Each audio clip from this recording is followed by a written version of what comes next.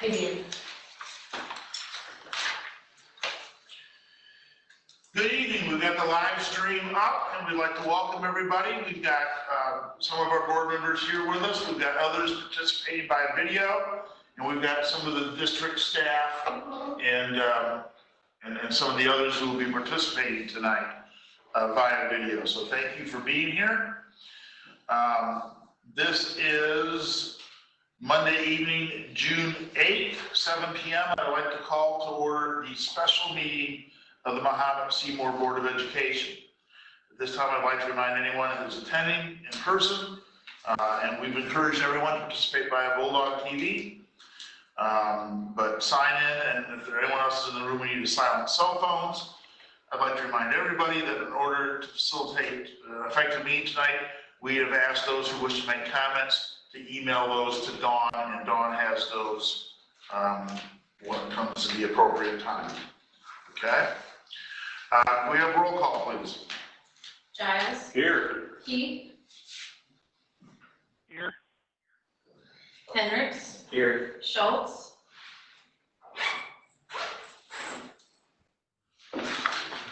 Schultz. Colleen? Okay. Larson. Here. Hennessy.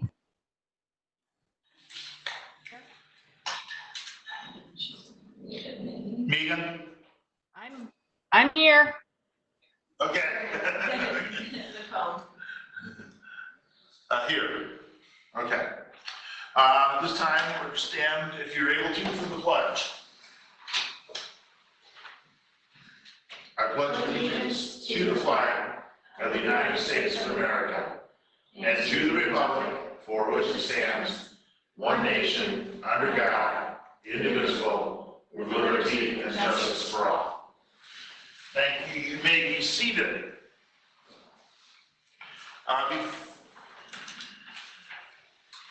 Before we start tonight, as president of the Board of Education for Mahomet-Seymour Schools, I'd like to take just a brief opportunity at tonight's meeting to express sorrow and anger in regards to the event that took place on May 25th of this year in Minneapolis, that being the murder of George Floyd.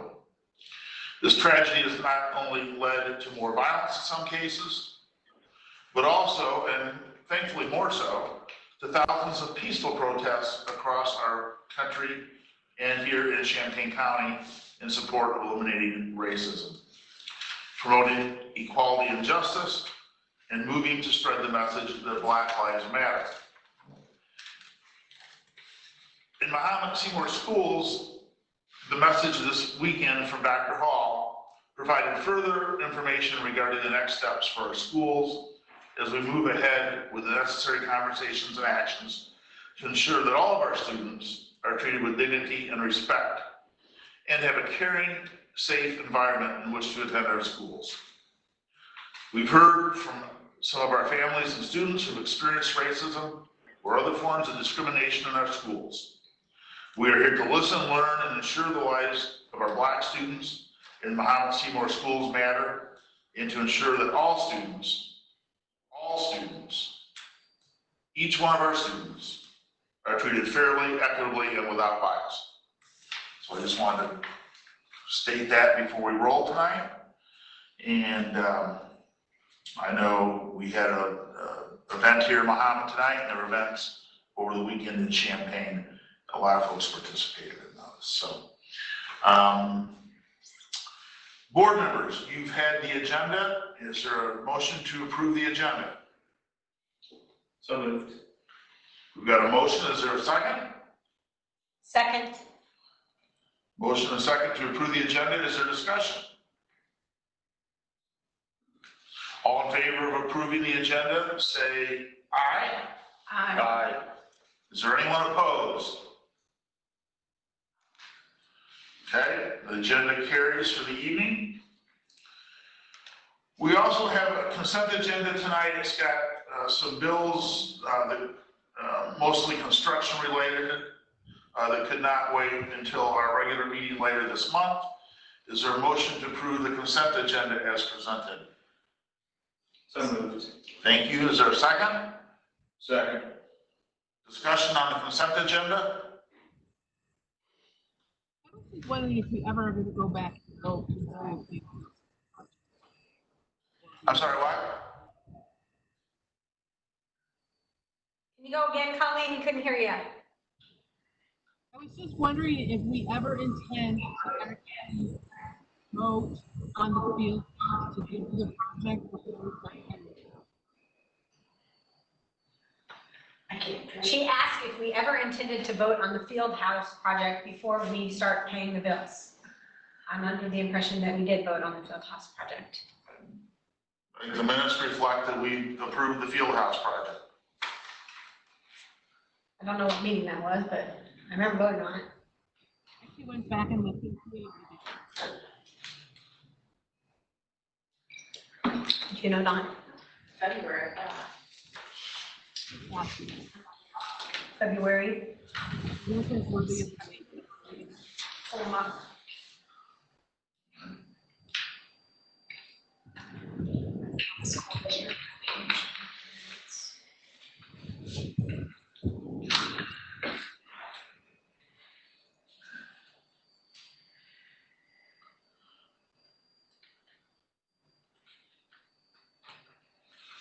I think, Whatever you Thank said, you. we did not hear you. sorry, what? It's just slow. I'm trying to pull it up because it's in February. I don't have them in front of me. We're pulling up the minutes right now. We cannot do this in this meeting anyway,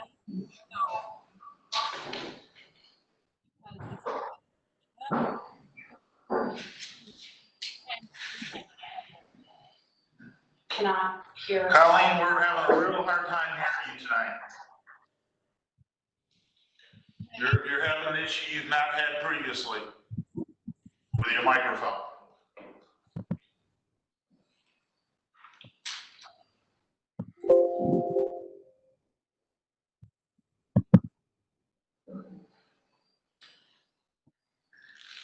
So I will read this from the February 18th, 2020 minutes. Okay. After a time of further discussion, Mr. Keefe's motion was amended by Giles, seconded by Hendricks to approve the contracts as detailed in the letter from BLDD.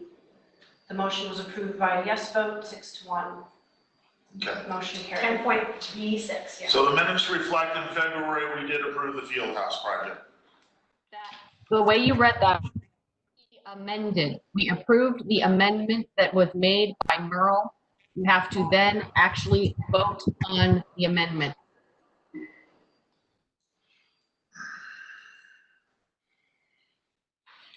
What does it say? It says, though, that It said the amendment was approved. the contracts as detailed in the letter from BLDD. D was approved, right? Is that what it says? Yep, 6 voted in favor, 1 voting no, Keefe voted no. Motion carried.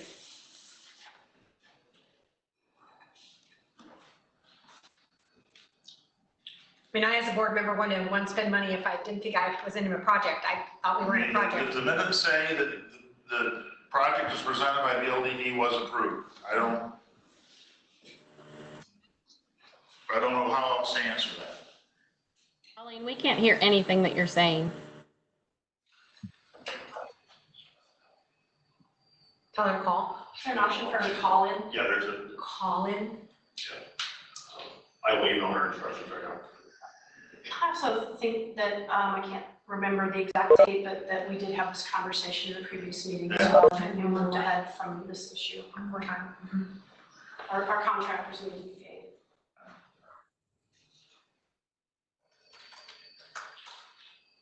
Yeah, we had this discussion once before. The minutes say that we approved what was presented by the LDD.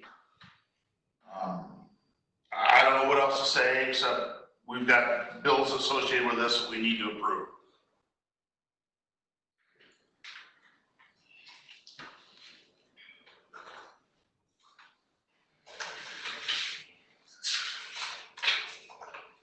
Colleen, if you're still trying to say something, you're not coming through.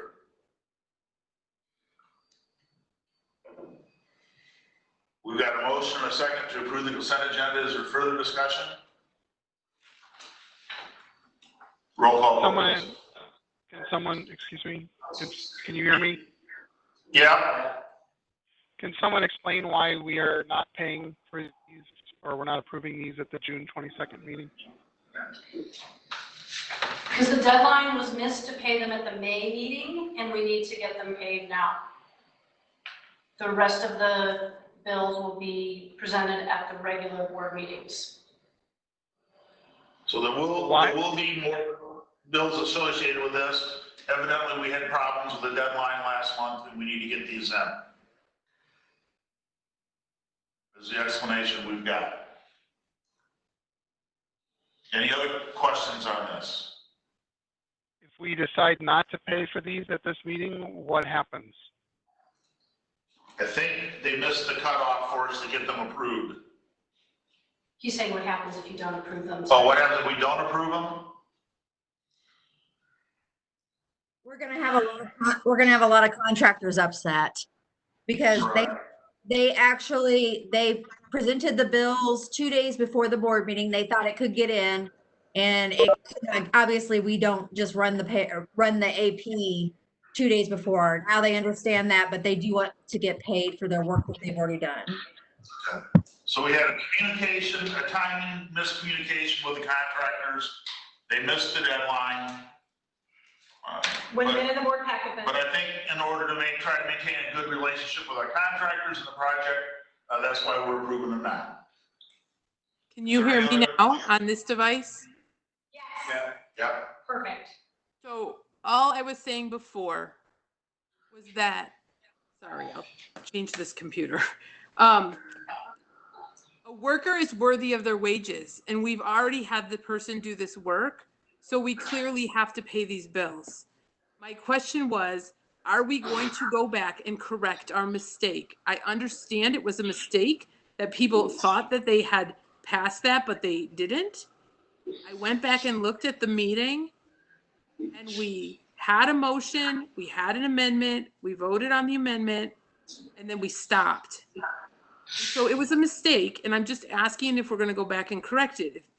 I'm just asking, but we clearly need to vote tonight on these bills because these people have done work for us, and we need to pay them. That's not the issue. My question is, are we ever intending to go back and fix our mistake? That was all I was trying to say. Difference of interpretation. I don't know that I call it a mistake because I walked out of here that night thinking that we had approved the project. That's the way I read the minutes. So the way I interpret it is differently than the way that you interpret it. I can only speak for myself. I interpret it that way. The minutes reflect that way. We had articles in both the Mahomet-Citizen and the Mahomet Daily the next day or the next week that said the Fieldhouse project was approved. We've had this conversation. So I think that's an interpretation thing, but if minutes say it was approved, we approved those minutes. I think We commonly accepted previously minor amendments as approved then by whoever made the original motion. Right. And vote for the inclusion of that amendment. Right. As amended, so. Right. That's fine, it can be done. I don't intend and never intended to not vote for the bills. I was just asking a question. Okay. All right, is there anything else on the consent agenda and these invoices? Okay, we've got a motion and a second to approve them. Can we have a roll call vote, please? Hennessy? Yes. Yes. Schultz? Yes. Keith? Giles? Yes. Hendricks? Yes. Larson? Yes. McComb? Yes. All right, thank you, everyone. Public comment. We'll shoot it to Dawn. We have a letter here from Susan Jackson.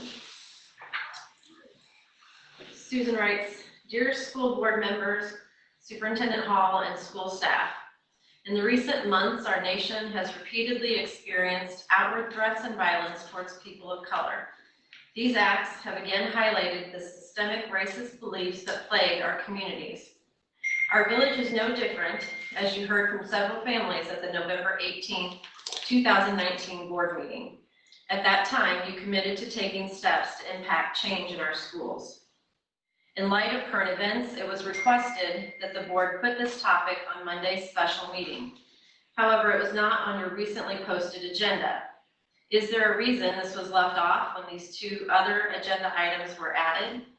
She notes the request for proposals for community engagement and board operations, our role as board members in staying in our lane. I know that school staff and members of the board are dedicated to the priorities of the students and families they serve. It is a concern that these actions do not reflect that dedication. We want to partner with you to renew the commitment to action and solidify timelines for next steps that reflect the urgency of this topic.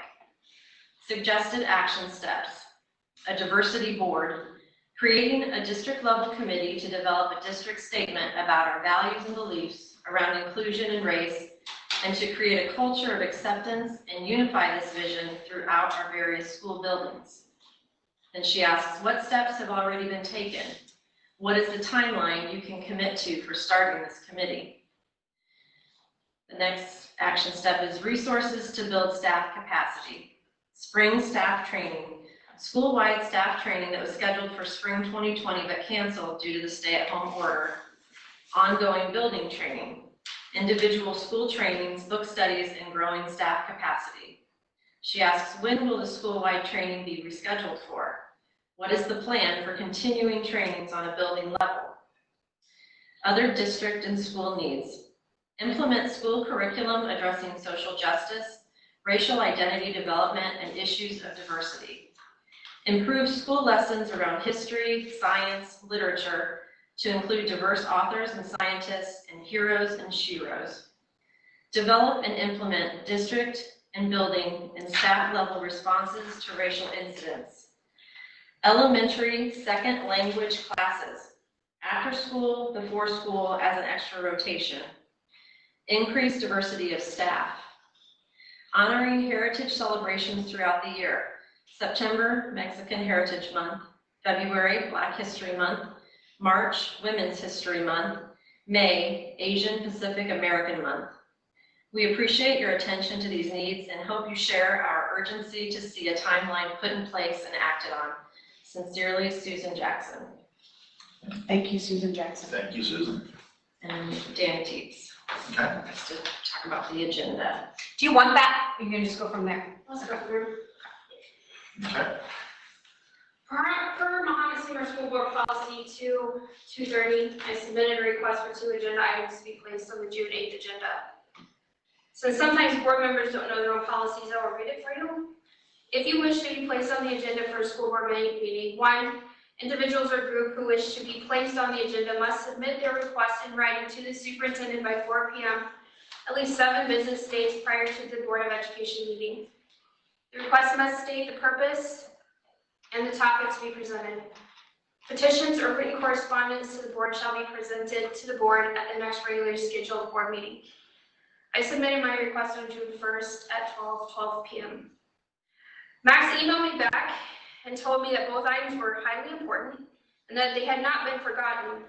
But because of COVID-19, you guys had other things that needed to be discussed on the agenda, and the agenda was full. Lindsay also emailed me back saying that these items are important, but were put on the back burner due to COVID-19. On February 18th, I came to this board to talk about how the board's chaperone policy needed to be adjusted after my daughter was sent on a field trip for 3 days and 2 nights with another girl and 1 male chaperone. The topic was not put on the next board agenda. The following meeting on March 9th, I asked for it to be placed on the following agenda. I know that COVID-19 has turned the whole world upside down, so I wasn't too upset that it hadn't been discussed in the last 3 months, although this board has had a lot of time to discuss other things unrelated to COVID-19, such as spending $1 million on the field house renovation project, ripping all the coaches, where to place a road on district property, and renovating office spaces. I also asked for racial equality in the Mahomet-Seymour School District to be placed on this agenda. If you remember, on November 18th, 4 months prior to COVID-19, 3 mothers in the district came to you and asked the board to take action to make the school district a safe place for all students, especially students of color.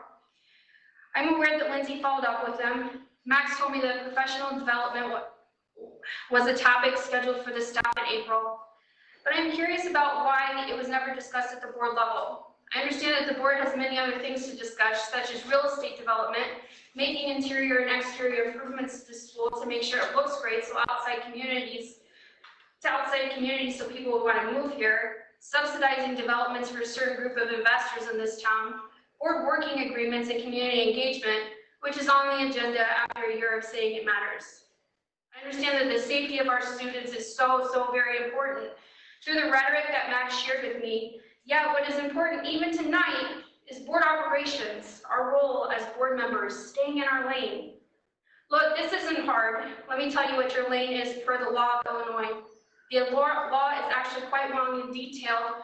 So because I only have 5 minutes, I'll point out some of the highlights here. Employment of teachers. Establish schools of different grades to adopt regulations for the admission of pupils into them. Establish one or more attendance units within the district. Establish salaries and benefits. Direct what branches of study shall be taught and what apparatuses should be used. Establish a school calendar. Employ social workers who have graduated with a master's degree or higher in social work. Develop a short-term substitute teacher training program.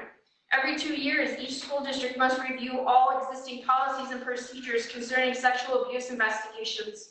Require in-service training for school personnel, including develop cultural competency.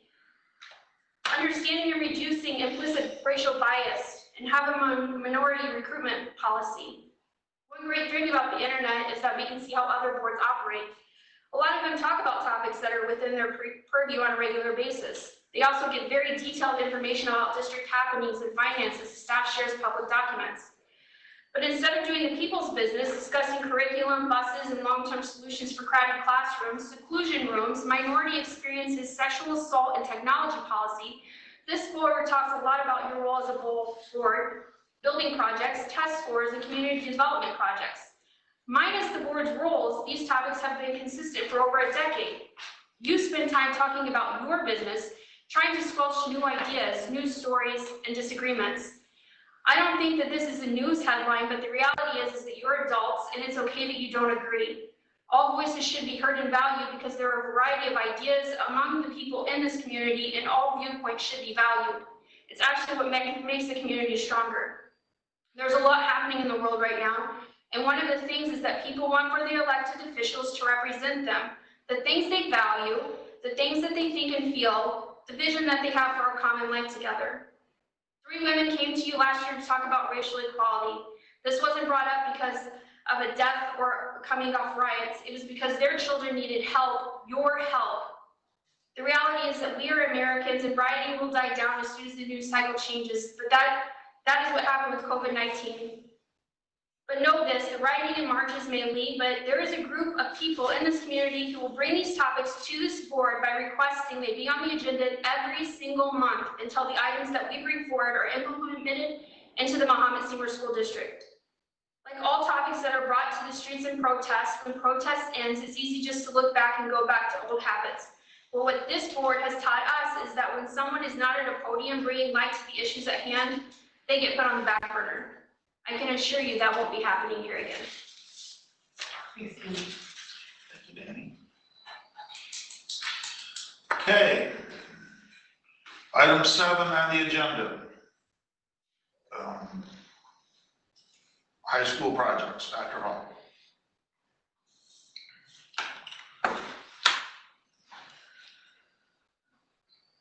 This item is to bring the bids forth to the school board for 2 projects at the high school. And I'm gonna, in just a minute, turn this over to our architect, Damian Schlitt, to talk about the information that's contained in the letter to the board about the bids.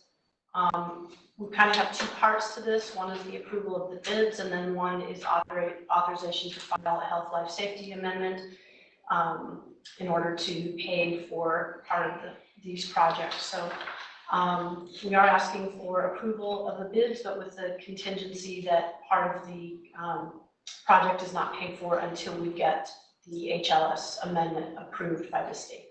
So, Is there a time over to Damien? Is there an expectation of when that would happen? we're seeing different timelines in that department from the state. It's not really their top priority right now. I think we would all understand that. Maybe Damien, you can probably speak to that a little bit. To answer that, I was planning to touch on that a little. I actually just spoke to Dan Johnson at ISBU today. We put in an amendment the first week of May for the Commons floor. I expect that to be approved this week. So that's 6 weeks, I think, right now is the rotation. However, they were a little bit lagging. With the COVID, they were work from home. They're now kind of more back in the office. Also with some of the early grant applications and the maintenance grant, things like that, they were kind of bogged down by that. So right now, worst case, it was a 6 week kind of turnaround. So that's the information we have there. There's also good news to find out we should get that authorization this week and be able to unleash the flooring contractor. Moving to the bids. So the information you have in the board book is kind of, well, it's a lot of pages long. It includes not only our recommendation letter, also includes the bid tab, so you can see kind of a comparison between the bidders, as well as kind of a comparison chart looking at the various scopes of work relative to the bids, and just to kind of get a little better grasp of where that was. For some background, when we were laying out the bids, we wanted to be sure that we had control over performing any, all, none of the work in a very, kind of clear way. With the field house, we did something similar. However, what we ran into there was that we had some bidders bid completely different groups of packages, so it wasn't necessarily apples to apples. And with this small scope and really kind of being aligned around a very similar scope, we requested simply a base bid. And then those scope numbers that we requested were really just to give you, the board, tonight the opportunity to understand, A, where they each kind of lined up to the budget, and B, an ability to understand and adjust approval of that bid or modifications immediately after approval, and what those amounts would be. Really just kind of saved, what would normally take days of negotiations to clarify that scope, and had them just put it right in their bid form. So with that being said, low bidder was John Co. Construction. Their bid for all work, which was the work at the administration area, which included the attendance office, the renovation of the existing conference room into two specialist or social work type of offices, the creation of a new conference room to replace that displaced conference room, replacement of flooring surfaces throughout the admin area, the fume collection system at the industrial arts, and the dust collection system. So all 5 of those scopes were all included within that base bid number. As you scroll down to, I guess it'd be page 3 of what I provided, you can see some comparisons. The admin work, the scope 2 came in a little higher, but the flooring came in super favorably. So all in all, that scope of work came in about $11,000 under budget. The paint booth project also came in kind of right on our budget numbers, a little bit under with the contingencies. The dust collection, however, came in well over our budgeted figure. There were some, as we went through the design and we talked about this, of why we were carrying contingency, and the hopes to avoid this was, as we designed the system fully, kind of all the optional items that had been included originally were found to be necessary. And to avoid further requirements for the system, the need for a makeup air unit, which essentially lets more air into the space, was required. That added to more scope, added to more cost. It's not necessarily a matter of bidding climate. As you can see, the rest of the numbers are really kind of right there. It's just a matter of a true understanding of that scope. With that in mind, and the recommendation that we're asking ISBE for approval to use health life safety funds, my recommendation to the board is that we accept John Co's bid for the full amount. it's been made clear to John Co. and as I've said here in the letter, no work would actually occur on that dust collection system, procurement, design, any of those types of things until we either have a very clear understanding that we're going to get our HLS funding or we've got that full approval. The timeline of making that decision, I think will kind of be negotiated as we see how long it takes for that approval. But I've gotten preliminary that, if this can take, 4 or 5 weeks, it's all good. We just, they just wait to do it and we kind of authorize it for that piece later. If for some reason health, life, safety funding weren't to come through for this, by the way that the contract's written, we would simply create a change order deduct from the contract and the board or the district would then be, if you will, on the hook for $183,100, reducing that dust collection system. So this gives us the opportunity to move forward with all the pieces that are really, kind of on budget, still be able to meet the schedule this summer. Gives us the flexibility to wait out the HLS amendment, and also probably likely gives us a little more flexibility in its performance because we might even look at doing the work later in the fall when students aren't around. They might be able to do it even faster. So gives us some flexibility in that way.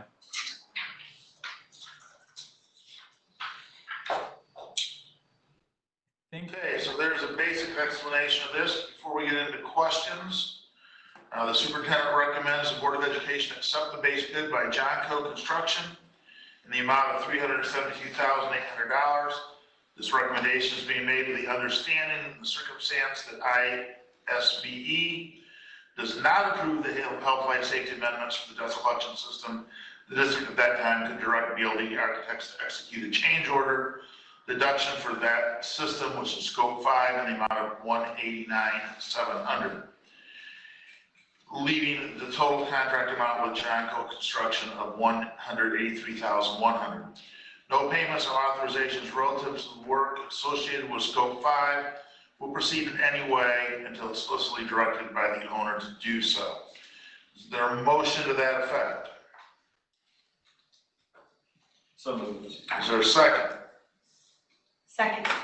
Discussion or further questions for Damien? So what health, life, safety can't be used for the paint room?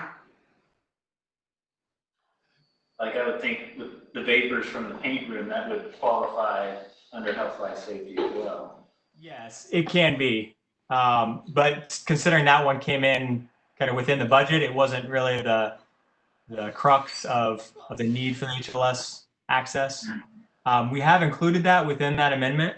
That work is much more concise, if you will. It doesn't spread, requiring us to bring gas from other parts of the building to that mass air unit. But that's a piece that we'll still converse with the contractor on when they perform that work to maximize that access to HLS. And the way that the funding works with that is as long as the work hasn't been performed upon approval, we're good.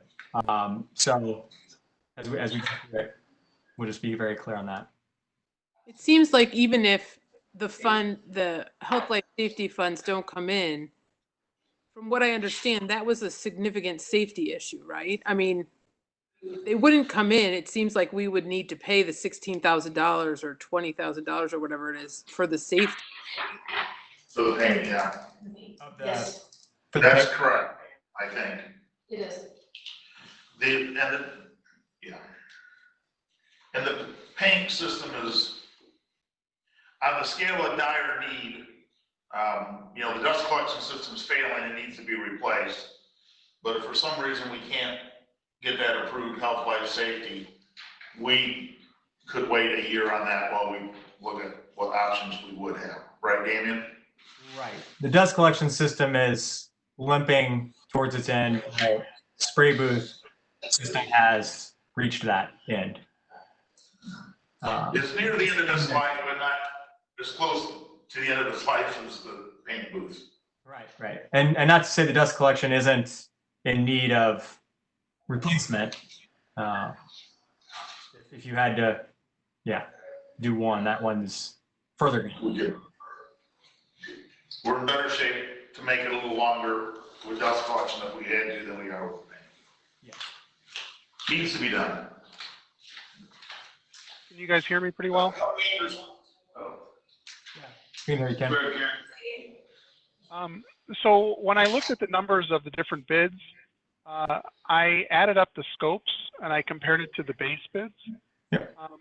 For most of the bids we received, the difference between those two amounts was $20K, which is reasonable since that's the contingency allowance. But I noticed that for Johnco and Boren Russo, it was significantly more. Is there additional work outside of those 5 scopes, or do you know why the difference between the sum of the 5 scopes was different from the base bid? Yes. So there are some pieces of the project that will have to happen regardless. And the understanding was that we would never approve a contract and do a change order back for all scopes. So as I had discussed with contractors, there was the understanding that in some cases, the way they manage their jobs or use site superintendents or self-perform, there are some costs that can't really be attributed to a package, because even if, for instance, dust collection went away, that individual still has to be there. So that work still would have to happen to support the other packages. Now that it's kind of like on any contract where overhead and profit varies by contractor. That's where that variance. So between the 20,000 of the allowance that we just wrote in as essentially a insurance in the bid, the difference between that and whatever their number was, that was their difference of overhead and how they intended to put people on the job. I understand. Thank you very much for clearing that up.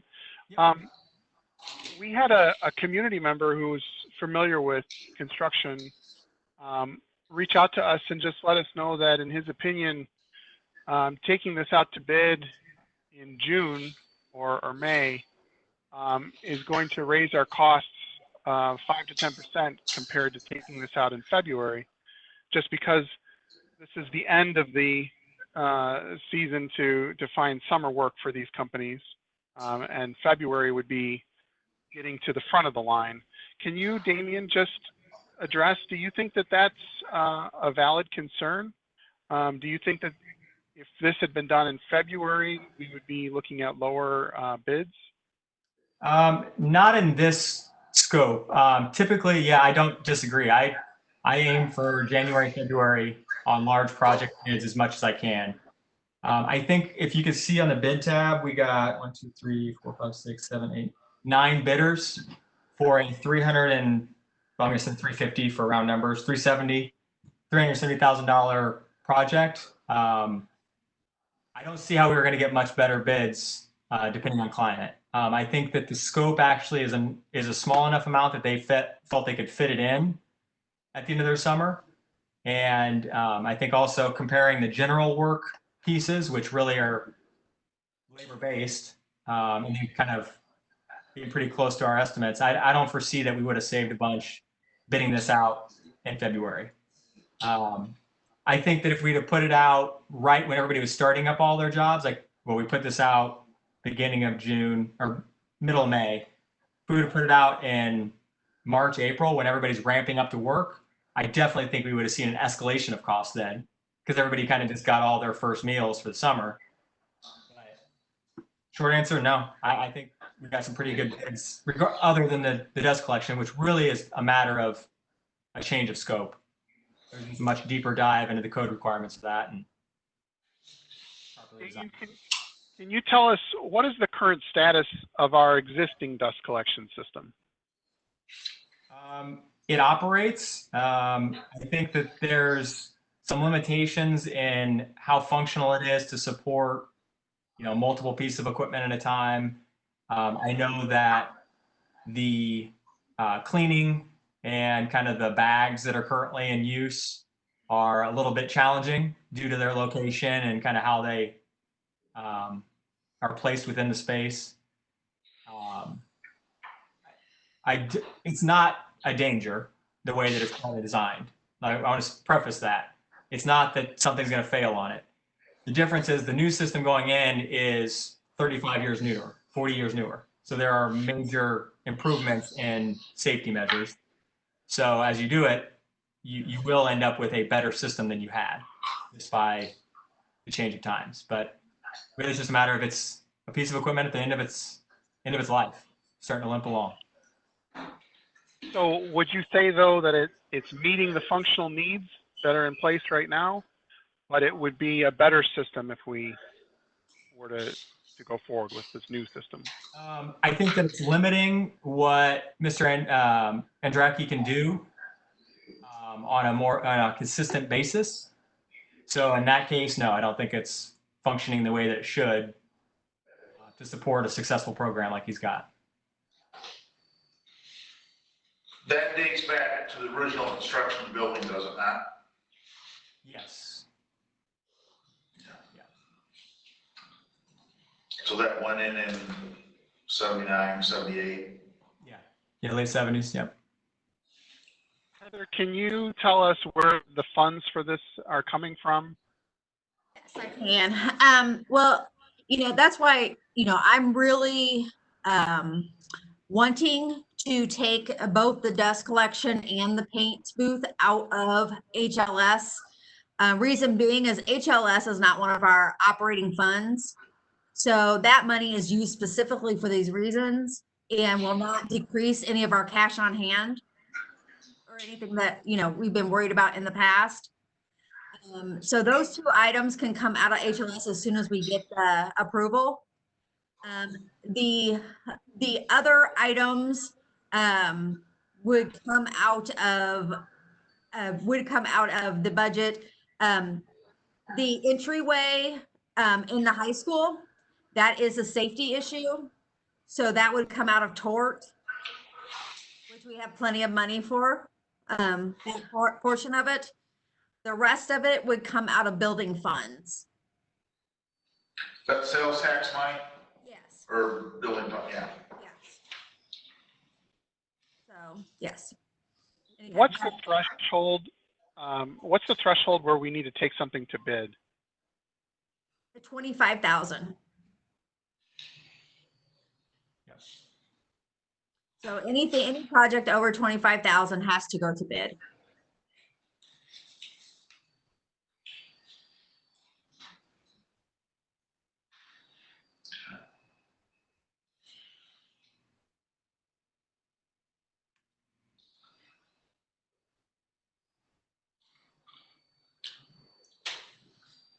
I think, Damien, your timing's great, and that having 9 bids here is pretty unusual. So the slipping right in between the start of the year and the end of the year, I think this was a great opportunity. I don't recall ever getting 9 bids. We probably have, but it's been rare.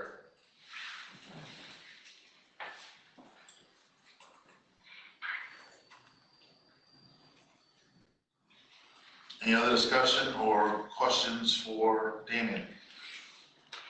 So we're in the situation where we've been told that we need to cut costs and find efficiencies and take a deep dive into our expenditures and see how we can cut. And so I'm wondering about the wisdom behind spending so much money on something that a lot of it is cosmetic. I am 100% would love to have a new and updated office. I'm just not sure that this is the best time to spend money like this when we're needing to make cuts places. And, we haven't talked about other ways that we could provide security without doing such extensive renovations now. If there's a way we could do something and do it in stages. And in addition, I feel that securing our third building, in my mind, is a higher priority than putting in new carpet in a building. Not that I don't want new carpet, I'm not against that. But I feel as though we've taken action to provide a certain level of security at Lincoln Trail. We want to provide a certain level of security here at the high school, but we have not provided that same security at the junior high. And for me, I think the security and safety and lives of the students at the junior high and the teachers at the junior high are just as valuable to me as those at Lincoln Trail and at the high school. So I have a hard time spending our funds on carpet when we're not addressing security issues in our schools.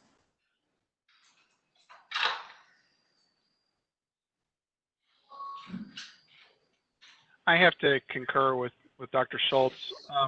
Heather, can you tell us, do you happen to know what the current balance is on our Health Life Safety Fund account? Yes, our health life safety is about 300,000, and that doesn't include what we're going to be getting in this year. Like right now, I'm actually putting in the deposit. By the way, we got 2 million in property taxes this month so far. 22,000 more into health life safety as we speak. So, about 322,000. 322,000 is in there now. I'm sorry, it broke up just a little. How much are we adding to the Health Life Safety? 22,000 just came in from the property taxes. We had 300 and now we have another 22,000.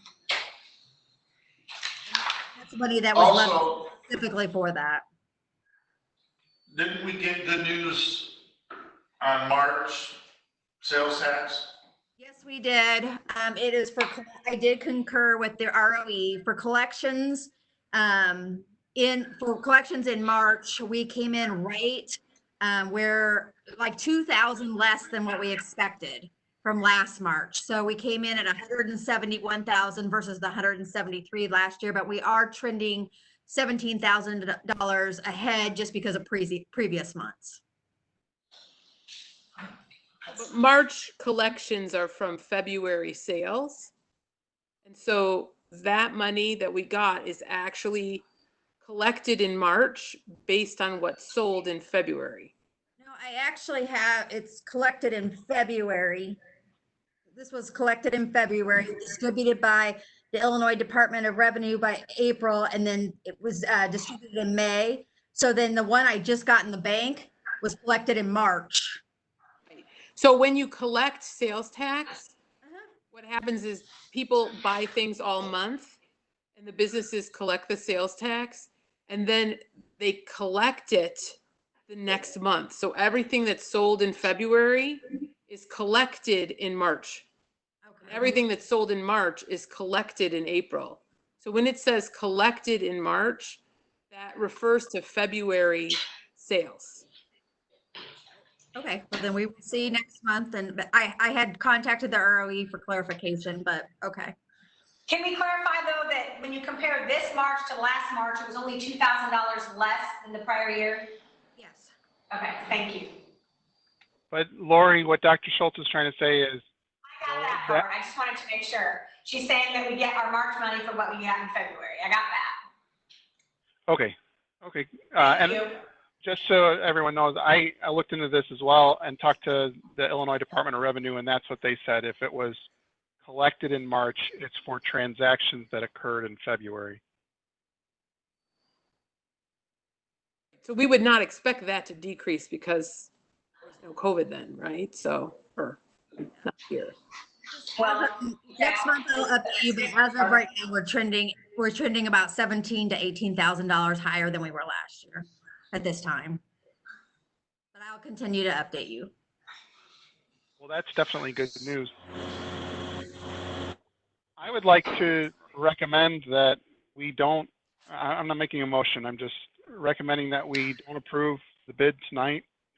And we choose a few of these to do, since there's a couple of them that are under the $25,000 threshold. We do a few of these just without going to bid, particularly the paint room and the secure entry. And I think we should wait on these other things. That's my opinion. Damien, is it true that there are some synergies here with doing the conference room and administrative areas in conjunction with the change of that student entry? Yes, that office is a displacement. We'd essentially be left an office short of people that are currently occupying offices. And then certainly the conference room change, definitely. Is there any reason that we could not use the window that's already between the office and the hallway to create a pass-through for students to check in at a desk there? Instead of knocking another hole in the wall to make a window somewhere else? I think that I guess is an option. I guess that scope of work, I'm trying to pull that up. I'm sorry. That scope of work was what, 20, I'm sorry, I lost my note here. It was 20,000 to do the whole office security.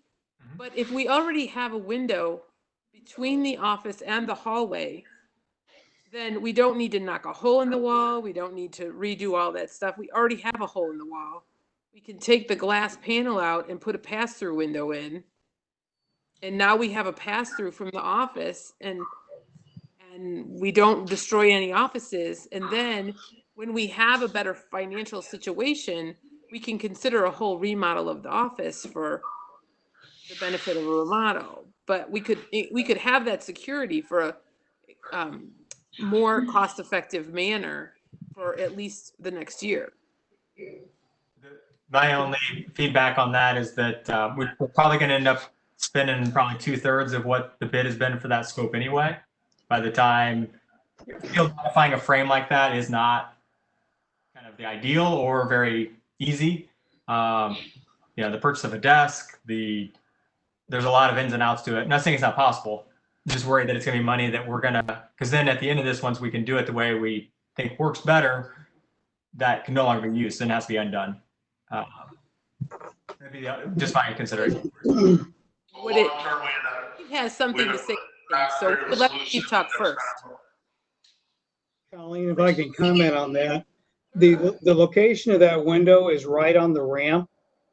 So it creates a trip hazard, safety hazard. We did discuss that as we were looking at the options and determined it was not a good placement for a window. You got a height situation. If somebody comes in with a wheelchair or is shorter than others, they would have difficulty manipulating the window and being able to check in properly. It's also a different person in that location. So we looked at the other location. Right. I mean, I realize you'd have to flip-flop where people sit in the office. Right. I'm just thinking about the fact that we're telling people that we're going to cut the budget and we need to find efficiencies, and we're thinking about this year and even next year. That I'm just trying to think of ways that we could be more cost efficient and be secure. It wouldn't be ideal, but it would be something we could do just to get us by securely until we have the money to do it. That particular window would not be a good option for us. It may create more liabilities in the long run. Okay.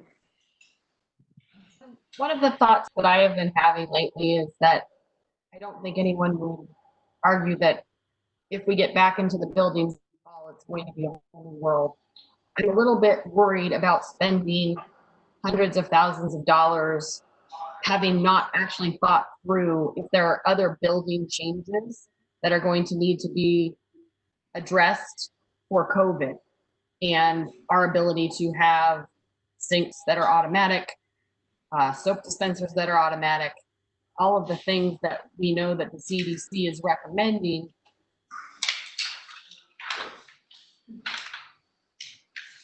That is designed to mitigate the problem and the spread of COVID.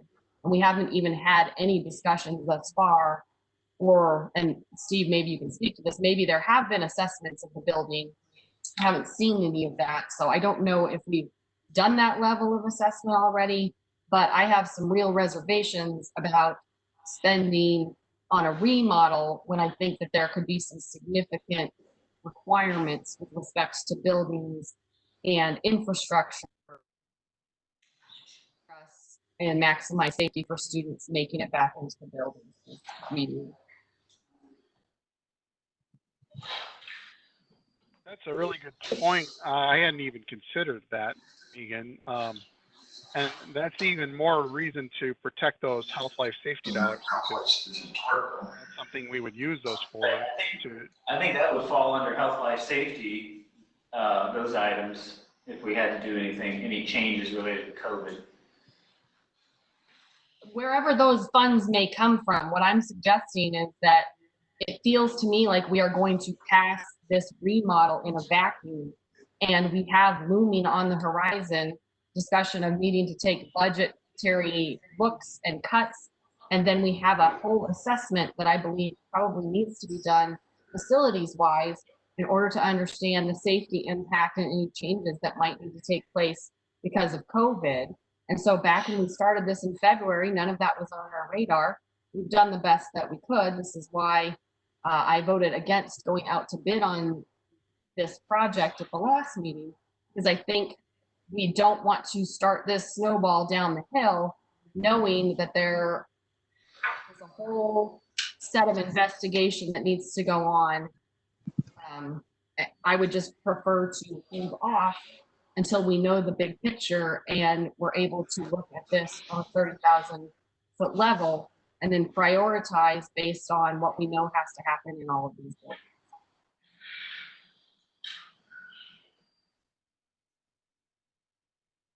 And to Megan's point, if we approve this bid tonight, we're talking about spending more than half of our health, life, safety funds, including what we're getting this year.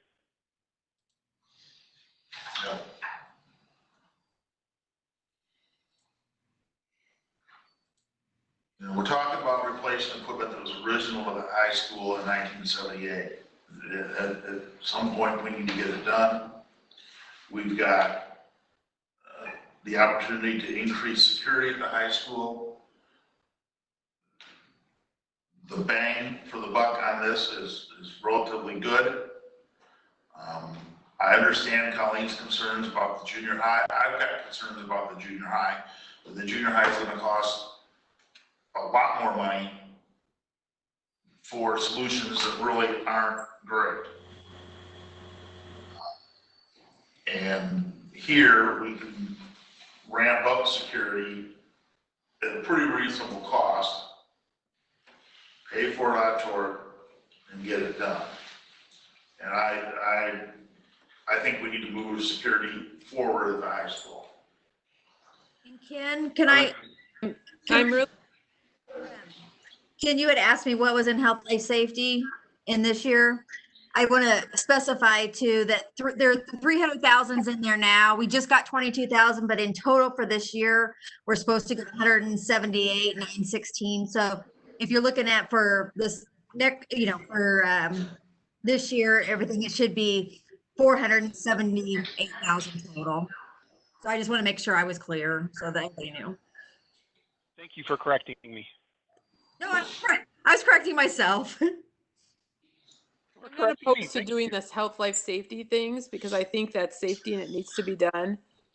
But I think it's not right to not worry about securing the junior high. There was an option we had that was $10,000. It included a door into the classroom so only one secretary could sit there. But if we put a window instead of a door, we could fit two. I think we don't need to spend a lot of money, but this is a more than six-figure thing in the office. And for me, it's not my highest priority. I feel like there are other things that are high priority. And I think about an email I got from a community member who said, while we live in a great community, there are always safety concerns. It would be difficult to understand that anyone would impose increasing security in our schools. And I just think that security in the junior high is really important.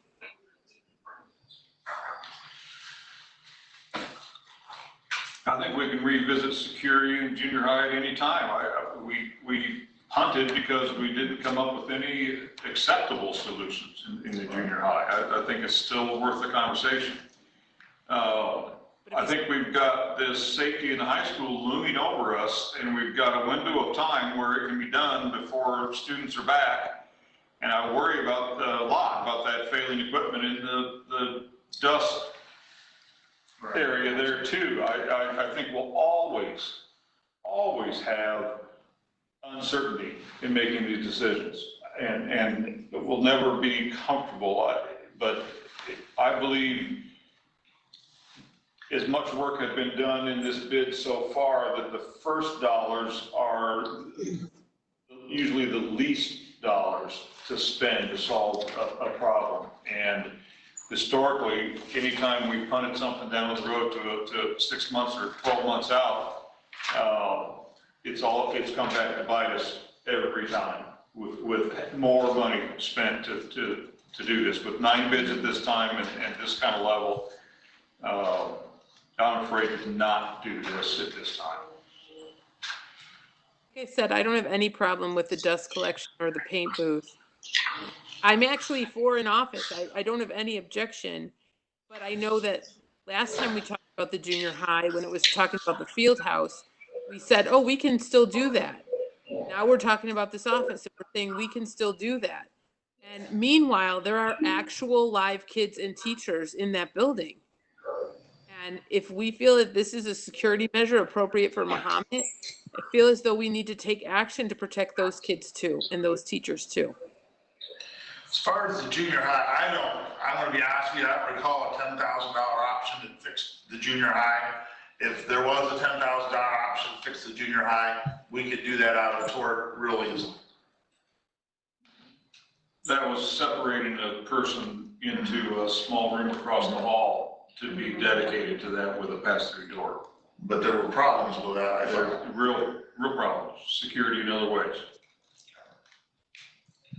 If we'd like Steve to work on the junior high and come back with more junior high proposals for us, I'm all for that. But we've got a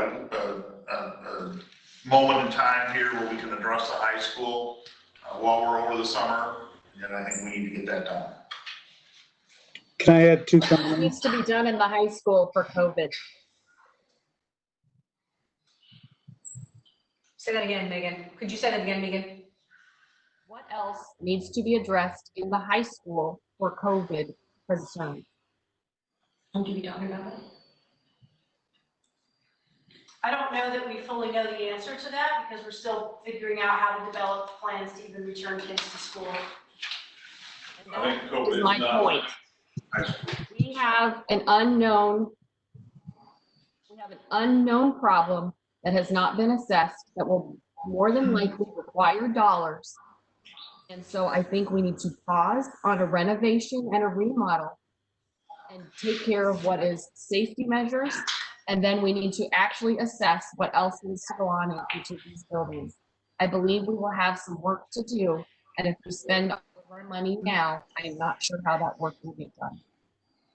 You know, I can make that argument anytime we look at spending money and everything. I mean, we've got lots of buildings, we've got lots of priorities, there are always a buffet of items that we have to choose from. And items typically outnumber our funds. That's just a fact. And when I look at all the known priorities and I look at our financial situation, I'm comfortable moving forward with this project. I think it's not accurate to think that we're spending all our money. The health, life, safety is a replenishable fund, is not a fixed amount, and is not rate capped going forward. So if we had to go after something for COVID in all the buildings, that can be dealt with. I think it's so unknown to not move on this is an equal mistake. I want to clarify, I don't know, maybe Damien can chime in on this. I don't know that health, life, safety funds could be used for COVID related. I don't want to say they can't. CARES money probably good. Yeah. And I don't know what we would need, and it wouldn't just apply to the high school. But I'm not sure structurally what that would look like based on the guidance that we currently have. I can't imagine any of the rules coming out of the state for COVID management would require structural changes. 800 and some districts in Illinois, it's impossible. Yeah, 900 districts don't have time to make structural changes for COVID before fall, No. even if they all had the money to do it. I support moving forward now as well.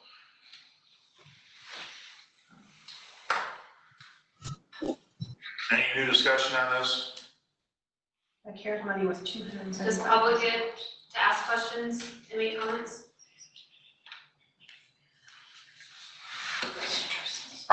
Sure. Well, I don't know, because we've encouraged the public not to be here. So we've kind of not been doing that the last several meetings. It's illegal to not let the public speak. Huh? It is illegal to not let the public speak. We can't ask them not to come to a meeting. And in our past practice, Well, I think there's lots 4 of or people 5 here tonight. minutes. I think there are lots of people here tonight that would be willing to speak out if they felt they could be here tonight. That being said, if you're in the room, we typically allow what? Well, a minute per person, 5 Minute minutes. per person on this, so, if the board, if no one on the board has anything else to say, we can throw it open to those in the room for up to a minute apiece. I have a question. Okay? So I remember back when we were doing the facilities tours, and I believe there was a board discussion about this too. You guys talked about the paint and the exhaust system in the industrial arts wing. And at that time, correct me if I'm not hearing what's happening here correctly, but at that time, I'm pretty sure that it was said that it was an actual danger, like it could explode. And are we saying something different now? We're saying that it can function for longer bits of time? Damon? I never said it was going to explode. Okay. I don't recall that anything was ready to explode either. I wasn't there. But regardless, the whole thing scares me that we don't do it now. I would like to make a request that we separate the scopes in our vote.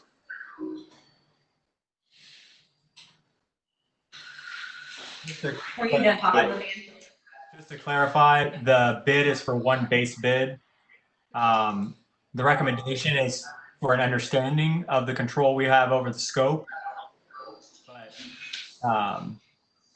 it's not dividable the way that the bid was provided to only accept just for clarity. Okay. I agree, if it's all split up, we end up paying more.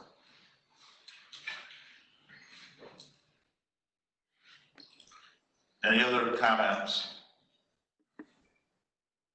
Yes, I'm sorry. It's just a comment, but my husband's a director at U of I, and so they've been looking at adjusting their buildings for people coming back in the fall. And they are spending quite a bit of money on things like plexiglass to separate, to create partitions. They're looking at air sanitizers, different forms of air sanitizers. So, to the point that you made earlier of what are, are there going to be requirements, building requirements, changes? I mean, the university is making those, so I'm sure that there will be something that you'll have to purchase to make a safe return to school for kids, just like as an FYI for. Well, our district, just so you know, was ahead of the university in that, but we had these Clorox machines before they had any of them at the whole campus. Because we, just to make you feel good about our students, because I couldn't believe that. My husband works at the university too. We had them in our district, and we have thousands of students at the university, and they don't sanitize the buildings prior to now? That's crazy. Yeah, not to go into that level. Yeah. So you have the Clorox machines already, or you had purchased them? No, They had them. We had them. We bought more, but we already had them. Okay, well, that's good. I know. Kind of crazy, because my husband's like, oh gosh, we need to have one. Now we have 3. There we go, we got another one. All right, anything else? Roll call vote, please. Hendricks, Yes. Hennessy, Schultz? Somebody wants something to drink. No, but I would be in favor of the paint booth. Okay. So no. Larson, Yes. Giles, Yes. Keith, No. Yes.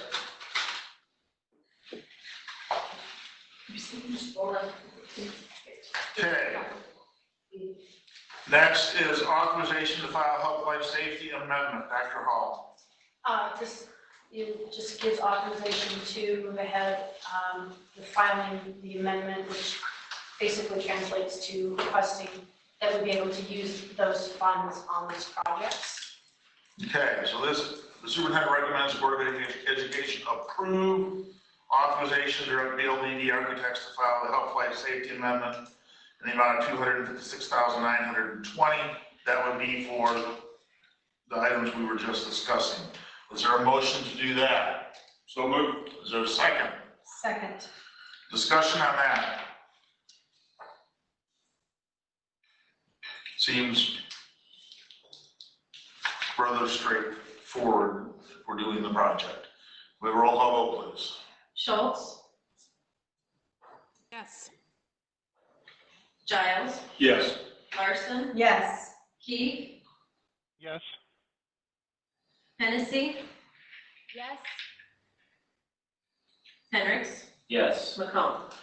Yes. Next is item 9, COVID-19 update. Before we do that, I'd like to take just about a 5-minute recess so we can do a comfort break, and then we'll start with item number 9.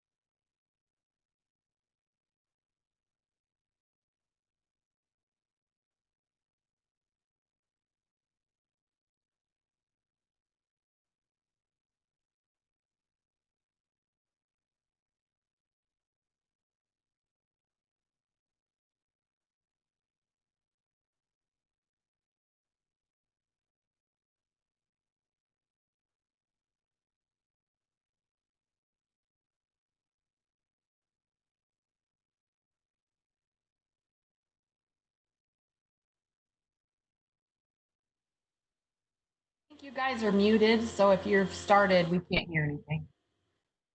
Okay. There, you're on mute now.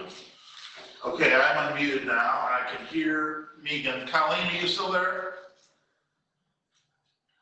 I'm here. Colleen? Okay. And Ken? Yes, I'm here. Thanks. All right, great. Okay, and the live stream is up. Okay, we're back after our break. We thank everybody for hanging with us for a couple minutes. And we're at item number 9, COVID-19 update. Dr. Hall. I just wanted to provide an overview of what the reopening task force has been up to the last couple of weeks and just go through some of the preliminary plans that have been done. Just as a couple of reminders, the reopening task force was a group of staff members representing all of our different employee groups that was put together to start to develop plans for next year. A little bit at this point, like building the airplane while we're flying it, so there are not, as of yet, a lot of solid answers, as we also await more specific guidance from the Illinois State Board of Education on what reopening for the fall could potentially look like. So the mission is to develop plans to safely and actively teach, engage, and connect with our students and families using the most current guidance and appropriate recommendations as Mahomet-Seymour schools move through the COVID-19 pandemic. And the purpose of the reopening task force is to create and prepare a defined structure for 3 different teaching and learning plans for starting our school year, our 2021 school year, to be communicated to parents by late June of 2020. And so it's been our goal to communicate something. I'm going to be very candid and say I can't make any promises on what that's going to look like. As we continue to get more and more information, we're doing our best to put together some plans that will allow us to instruct our students. These are the members of the reopening task force. Again, a variety of work groups are represented. Teachers, administrators, our facilities department, transportation department, paraprofessionals, educational office personnel. Dawn is representing us also from the district office, so we wanted to get a cross-section of employees because this plan is going to impact everybody in a different way. So we are paying stipends to those folks on this list who are outside of their contract year, which would be mostly teachers and paraprofessionals. So we would expect to compensate people as they're giving up of their time during the summertime for this important task. I realize that this is really small and hard to read, and I apologize for that, but this is just kind of an organizational or flow chart of the blue rectangles are the directors or coordinators. Director of Special Education, Christine Northrup, is overseeing those different subcommittees. Dr. Rummel is overseeing our instructional subcommittees, and Jared Lynn is on those as well.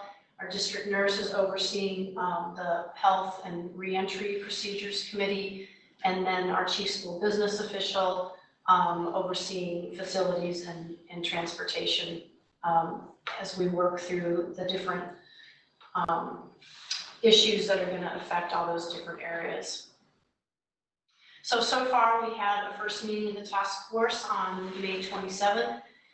We also conducted a parent survey that's been very informative, and those results were shared with the board.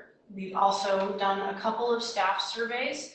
One of the staff surveys was to ascertain if we know at this point how many staff members either can or cannot return to work. It's just a preliminary measure of that based upon different health issues that might be there. And then we also did, through the help of the University of Illinois, a social emotional survey of our staff as well, just to see how the pandemic has impacted them in that way. With our parent survey, we were asking questions about available devices at home, as well as connectivity, as well as need for childcare. We also asked whether parents would send their students in the fall. Again, these questions right now we're just trying to get a general idea. We realize that there's a lot of moving parts here. Information is constantly changing, but it does help us and give us some information that we can try to move ahead with. And we had an amazing response on our parent survey. Somewhere like 60 to 65% of our households responded on a survey. It was pretty amazing. So we really appreciate that. And I know I also received some individual emails from parents that were very helpful and insightful, and we appreciate people responding to us. So that, again, just trying to give us some ideas of just different aspects of plans and different things we might need to plan for in putting together some different options for how we would teach our kids and in the fall. So I'm going to talk a little bit about the subcommittees of the reopening task force in just a few minutes, but they met last week and are meeting this week and again next week. And so at our June 22nd board meeting, I can provide more of an update on the activities and where we're at that point. And then the next reopening task force meeting of the big group is this Thursday, just for kind of a check-in and update and getting back together. So the subcommittees are divided into two different broad categories: operations and instruction. And under operations is a facilities committee chaired by Steve Curtis, transportation, Nick York, and our health committee by our district nurse, Nita Bachman. And then our assistant principals are the building contacts for the facilities and health committees, so that we have someone in each building. And then under instruction, Dr. Rummel is chairing teaching and instruction committees for K through 5 and also 6 through 12. And when we talk about expectations, what they're working on right now is just putting together, what are the expectations going to be for instruction in the fall. And again, it's hard to put your arms around something that you don't quite know what it's going to look like at this point. But we feel it's important just to be talking about this topic at this point and not trying to put plans together later on in the summer. This puts us kind of on the launch pad, hopefully to be able to react and respond to the guidance that we get from the State Board of Education. Our support services committee being chaired by Mrs. Northrup, as well as the social emotional committee, and then pre-kindergarten, Marissa Hill is overseeing that. That's kind of its own world with very special considerations for our youngest students, and so Marissa's overseeing that. So on each of the subcommittees are people who are not necessarily also on the large reopening task force. So people who have specialized knowledge or information or expertise in these different areas are part of the subcommittees that are meeting.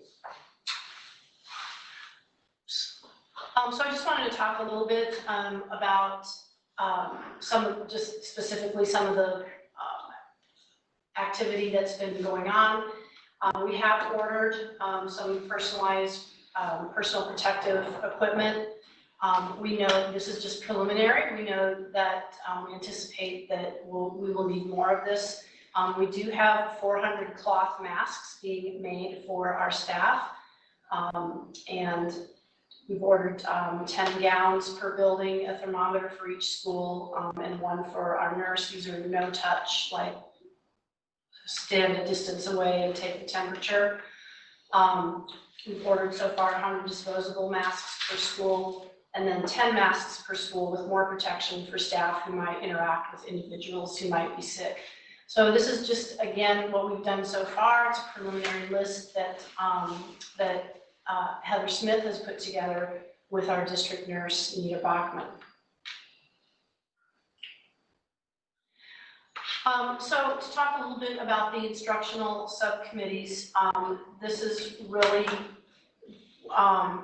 you know, I would say the core of the work that needs to be done just in terms of what teaching is going to look like, what it's going to look like for our students to maybe be on campus for learning or be away from campus for learning.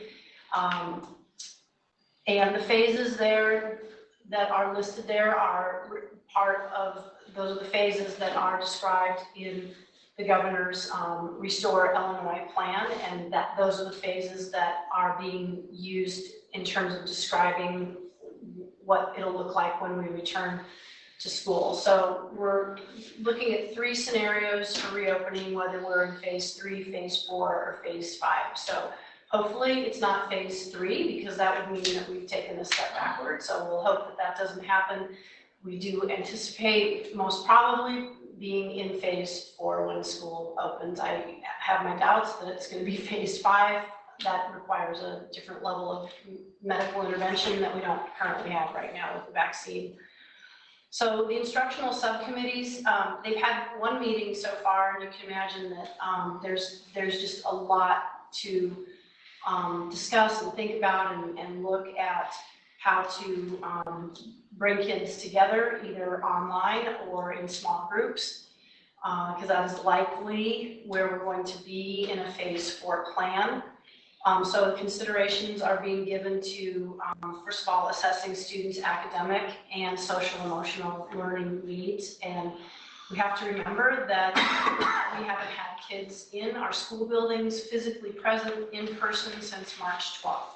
So we have some assessment to do just to figure out, where are we and where do we need to go. And we are undoubtedly and I think very appropriately concerned about the social emotional needs of all of our students and our staff as well.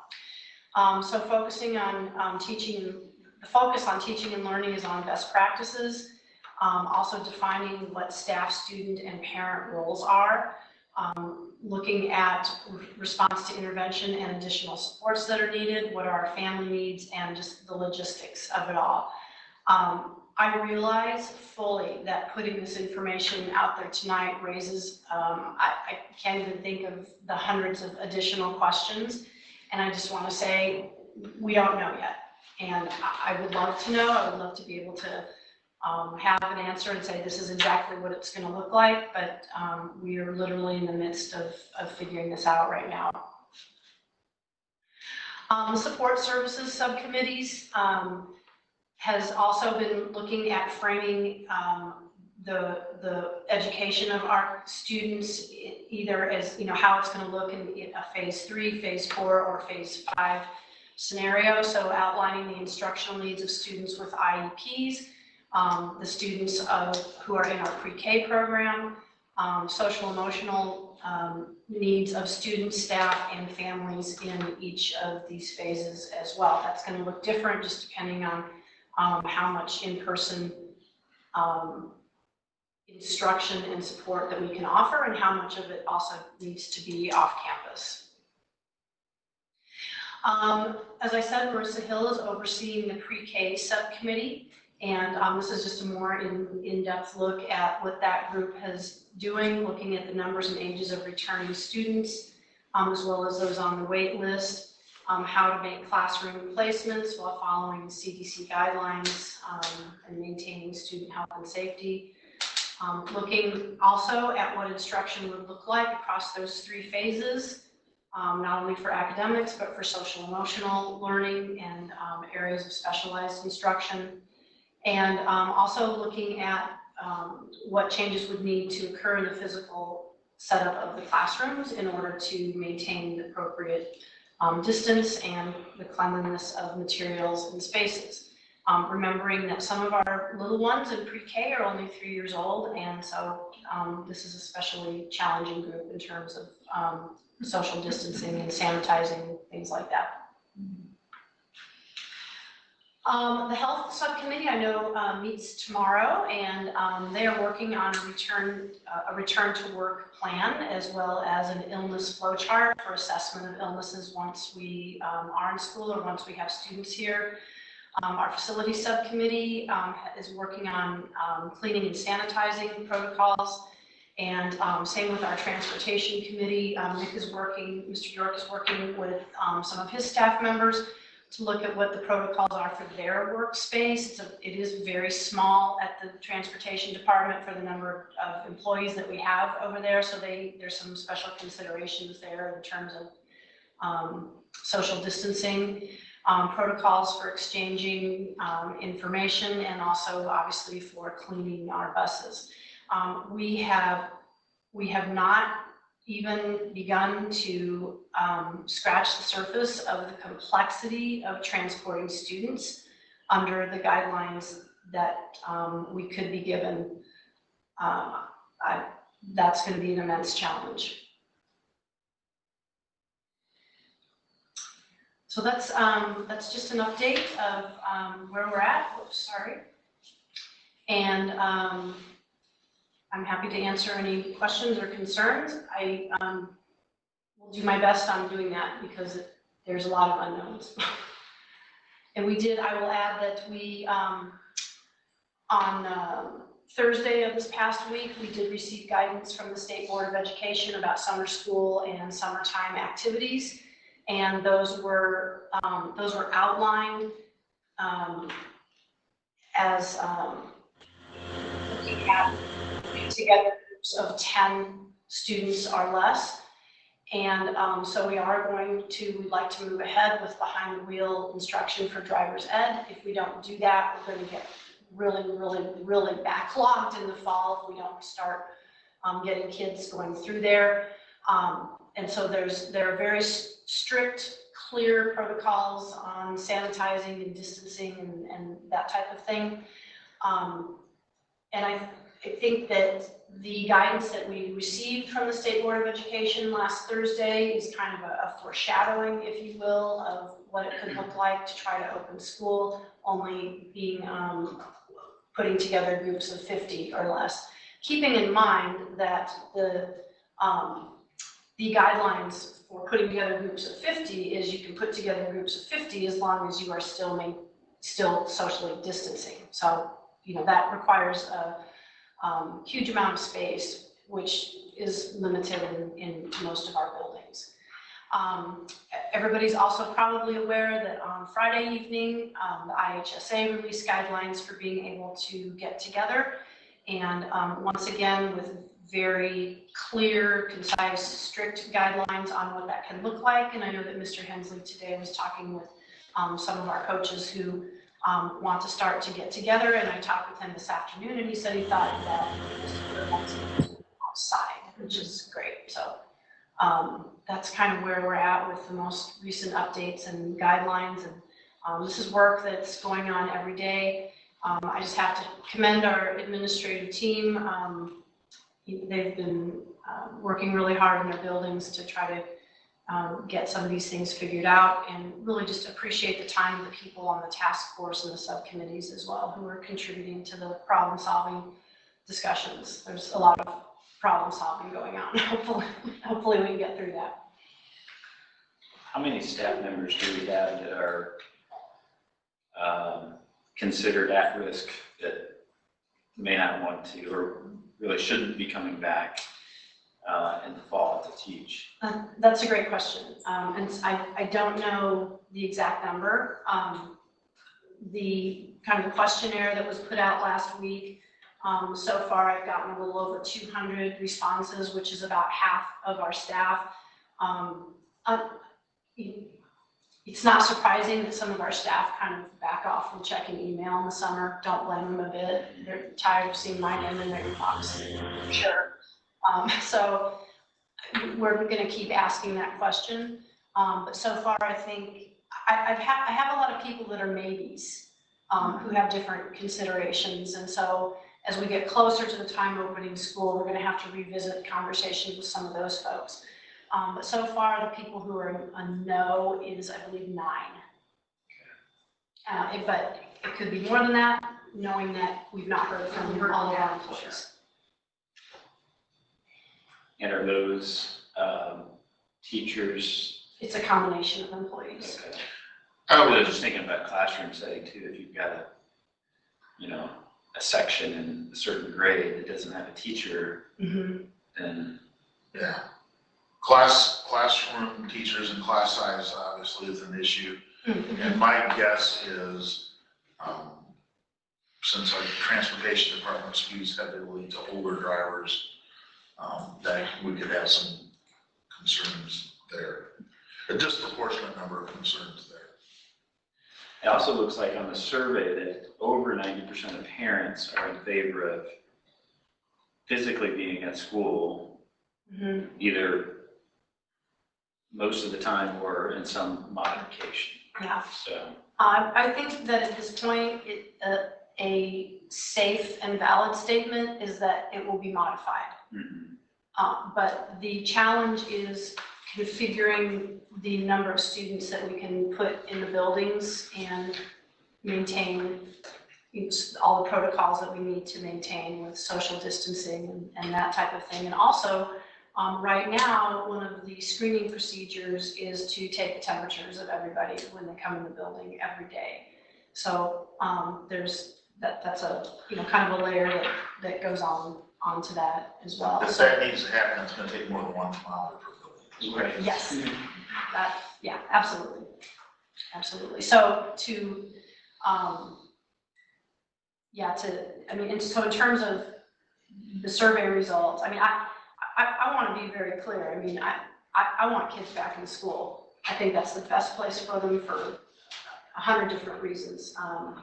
But that's where I want to work toward, but it's going to have to be with the guidelines that we have.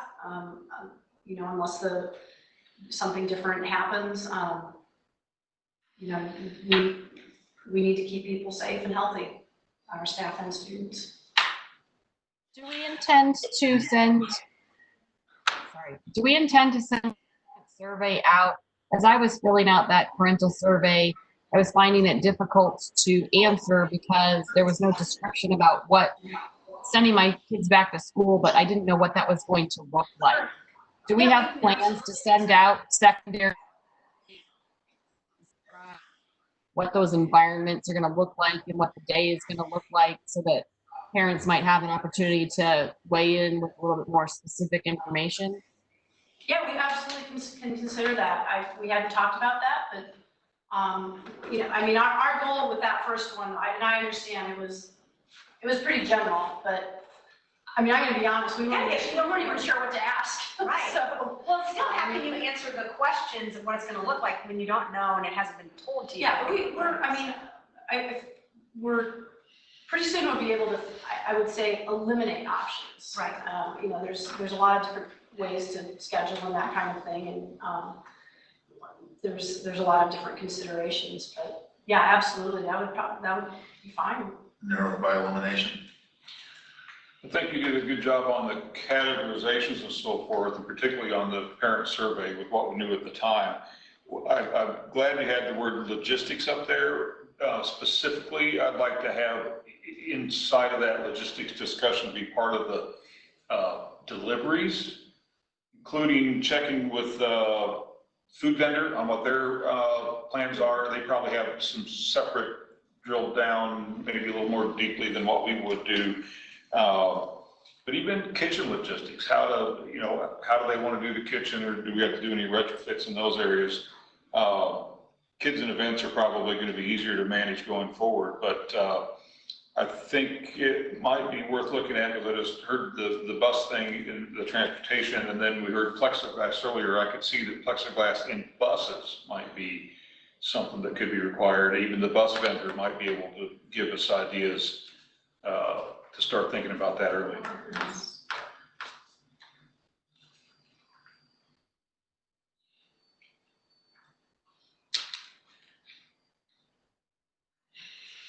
Other comments or questions for Dr. Hall on what she has presented? As a state, started- given any guidance on. Sorry. Go ahead, Jeremy, I'll wait. Has the state given guidance on testing at all? COVID testing or Yeah. standardized testing? No, COVID testing, None. no. So just assessing symptoms and Yeah, temps and sending people back home. yes, Okay. yeah. And so that, I referenced the illness flow chart that Nita Bachman's committee is working on. And so that's kind of it's an assessment of what you would look for and that kind of thing. So as we know, taking anyone's temperature is, well, you're the expert. I mean, it's a lot of things, right? Fever, or you just coming from outside and it's hot. So. And then are we gonna require, if someone that is ill, what are we gonna require from them to get back into the classroom?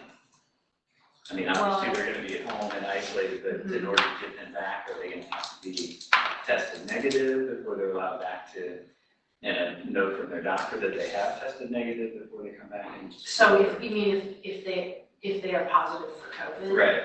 I don't know that we've talked about testing. I mean, certainly the 14-day quarantine, and I mean, we would want verification from a physician that they can return. So if that involves, Yeah. testing. I don't know if they, like the CDC's put out any guidelines as far as that. I am not, I've read an awful lot of stuff, so I want to just clarify. I could have missed it, but I've not seen anything from IDPH or CDC that is saying that in order to return, you must be tested. Well, But I also want to say I could have missed that. if you look on the county website, they list how many are active and how many are recovered. Right. Now, I don't know what the criteria is to determine someone's recovered. Are they testing? Do you know? They tested negative where they're symptom free. You know, they don't test everybody for negative, but I think in a situation like the school, I don't know if that, I mean, seems to make sense, but. Okay. I'd like to suggest that we start a way to track what we spend from a budget standpoint with just a COVID-19 tag on it. Yep, I think we're doing that. Heather's got a health account set up. Yes, and I've also set up separate accounts, which is something we'll talk about later, how we spend the CARES that we have received from the federal government for COVID purposes. I've already set those accounts up, so yeah, so everything will be tracked separately. So how much have we already spent for that PPE that was listed earlier? $1,000. That was just to get us started so that we had something, so that we weren't in the midst of everything and not have anything in stock, not knowing, you know, what everything is going to do. We're looking at other vendors as well, and other ideas as well to make sure that we get everything we need for the lowest possible prices, you know, that we can get. Is the purchasing group able to help us with some of that stuff? Yes, The co-op? they've already given us, I'm waiting on the pricing from them. So the person that we actually bought this first group from is who Nita, our nurse, usually purchases all of her supplies through, all her AED and everything. So they gave us a good deal on that just to get us started before we start doing any kind of bulk purchasing. And when we can compare prices.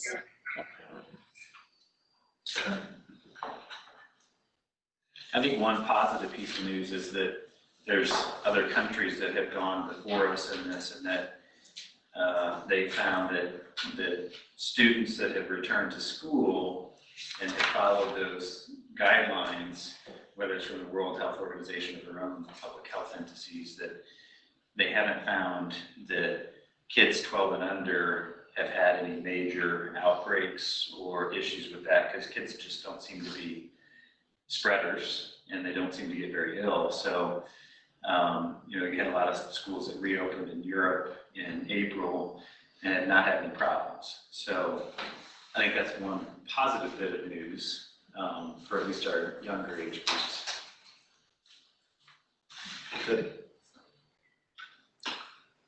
If that continues, it could mean that we may want to pay more attention to the high school than we would to the other Oh, I think for sure, buildings. the older teenagers, we want to pay attention to More, them anyway. more questions.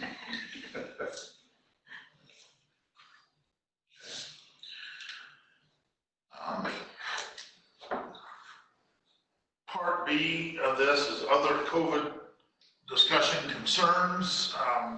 Megan, I know I had some questions or some things you wanted to bring to the table.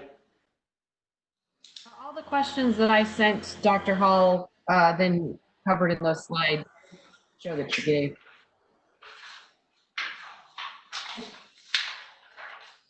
Can you hear me? Oh, she said everything was All covered. been covered, Okay. thanks, Megan. All right. So is there anything else under COVID at this point? Can you guys hear me? Yeah. I'm very grateful for the work that Dr. Hall's done for implementing these things. The big question I'm left with is for you, Max, since you set the agendas for us. We haven't really done anything as a board dealing with COVID planning and response. At what point are we going to work on the board level discussions and the board level decisions that need to be made regarding COVID?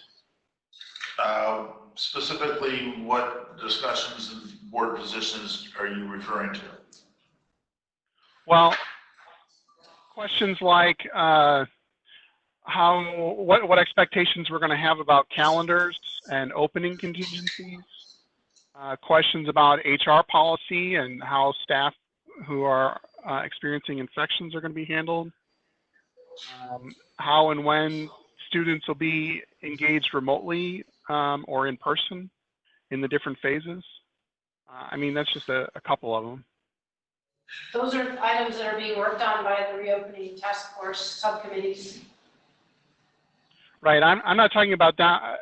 I'm not talking about in your lane. I'm talking about at the strategic board level, not the implementation level. Max, Well, do you have a thought about it?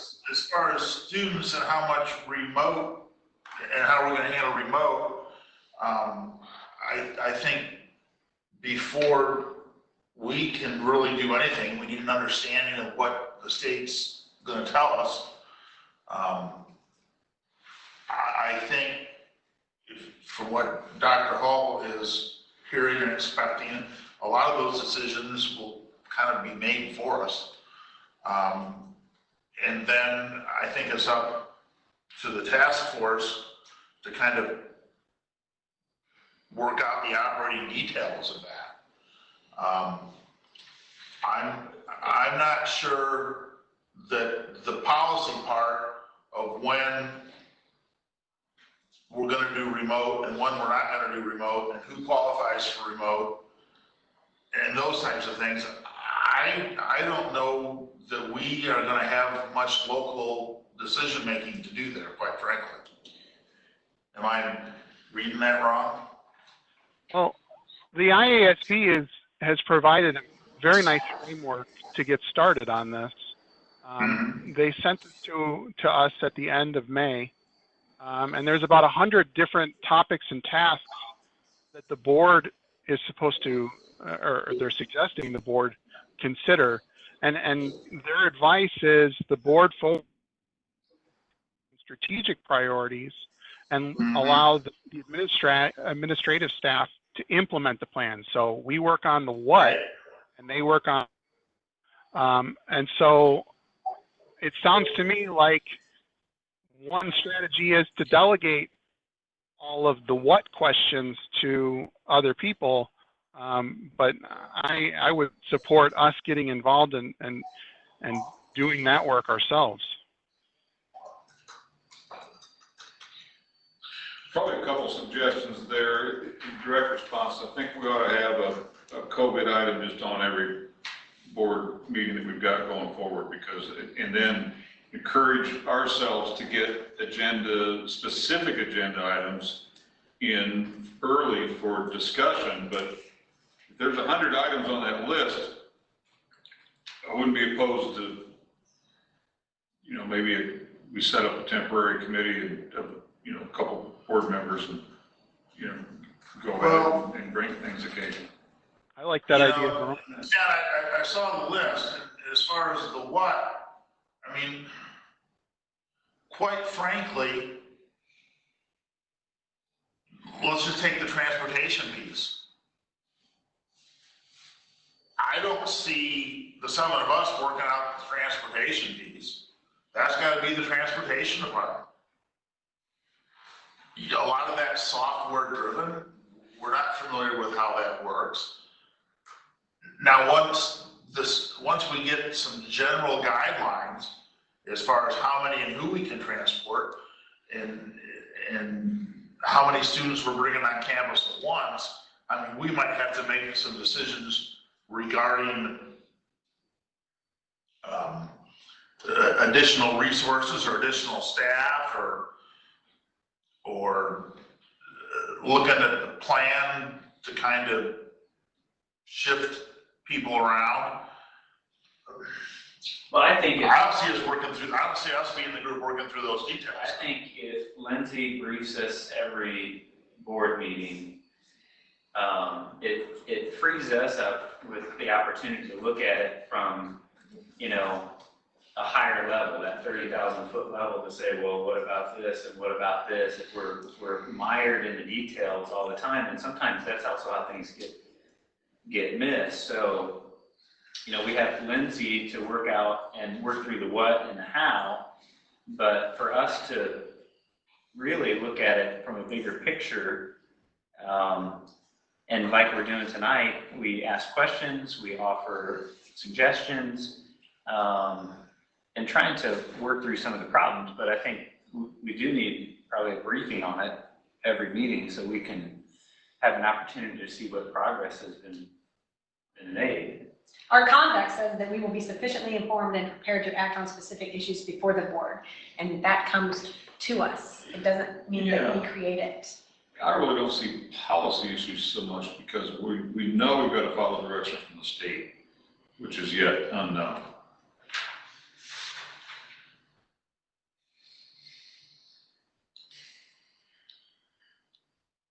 So can we break up the list of items that IASB suggests the boards consider and discuss them at meetings, or set up a temporary committee as Merle suggested? I think that's a great idea. I'm uncomfortable with delegating the board level decisions to our staff. I think that that's what we were elected to do. I think we should do it. That's the what decisions. I don't think we are delegating any board level decisions. I think it might be helpful as a first step to go through the publication that IASB sent out that does, it's the one that it came out like the last week of May, guidance for boards regarding reopening of schools. It says kind of in the opening paragraph that there's an extensive list of key considerations, and the board needs to decide if it is indeed board level report it's handed out to the superintendent to do. So I think maybe the first step is going through those, and because there absolutely are things on this list that's board work, and then there's, frankly, to me, I see a lot of it is more handing it off to administration or other staff. And that's our responsibility, to delegate the authority. Might just be helpful to go over this document. I wouldn't suggest tonight, but that's up to the board.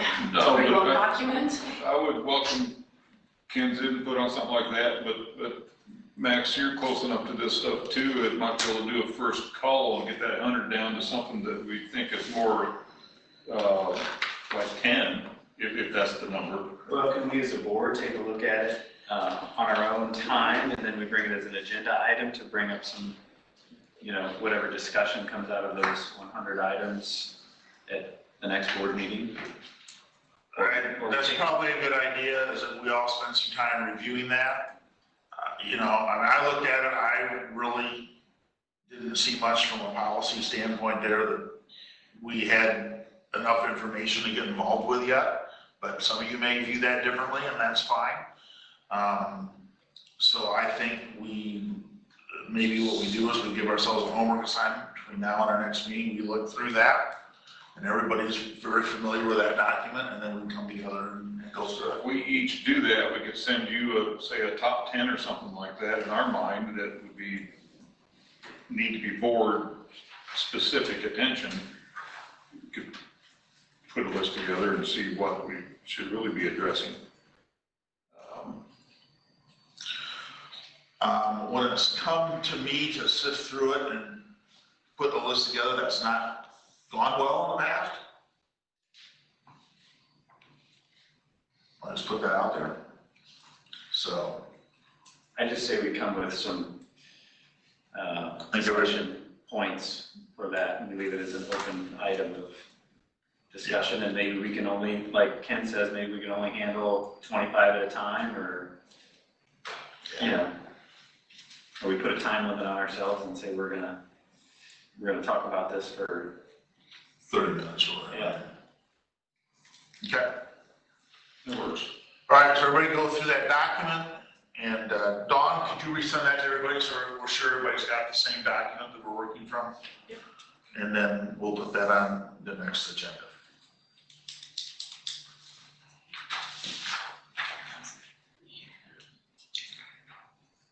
Anything else under COVID at this point? May I ask a couple questions? Sure. Lindsay, would you mind sending the slides out to parents? I had a couple of people ask me while I was sitting here, if you would send those out too, so that they could, because they couldn't see them. And then the second thing is, will the board be taking up the return to play guidelines as pretty much mandated by IHSA prior to that being implemented in the schools? Taking up, like, It says here, an IHSA member high school may not conduct workouts under the return to play guidelines unless they have local school district approval and are located in the health region currently in phase 3. Yeah, well, this is approval. I don't know that that means board approval, but I defer to the board if you want to do that. It doesn't say it's board approval. I was under the assumption Mr. Hensley would put that plan together and approve what the coaches wanted to do.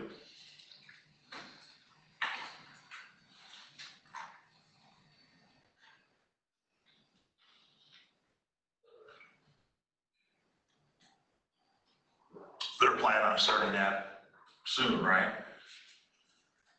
I thought later this week, but I can't say the day for sure, so. Yeah, so it says district approval, and Matt's our guy, Mr. Hensley is our guy that approves all the high school athletic stuff. Does the board even have a function here? It's just decisions being made. Does the board actually have a function? I'm just asking your opinion. Does the board actually have a function if everything is just handed off to the staff all the Yeah, time? I think we do, and I'd be happy to talk to you about it sometime if that's what you want to do. I'd like to discuss it in public at some time, so could you put that on the board agenda for next time? Sure. Thank you. What kind of oversight and process do we have in place to ensure that as these practices start up, we are following the IHSA guidelines, and we have, I'm assuming there's got to be temperature checks. I'm assuming there are logs that have to go along with that, given the guidelines. Where do we have all of that in place? I hate to think we're just going to start up practices without all of that. There's a I'm just plan in asking. place. Okay, I'm responding. There are temperature check logs. There's paperwork, there's documentation, there's training for the coaches. That's the athletic director's responsibility. If it's the will of the board that you want to approve this, then we'll delay starting it until after June 22nd. I just would like to say that I have been trying to bring this to hold us accountable, but we were talking about ISB earlier, and I bring these governance things, and it talks about delegating authority. It says delegating authority means empowering the superintendent staff to pursue board ends. That a board that does or redoes staff work disempowers the staff. So what I'm hearing it's already dumped out and it's going to be wrong from the beginning, and we're not giving people any benefit or trust.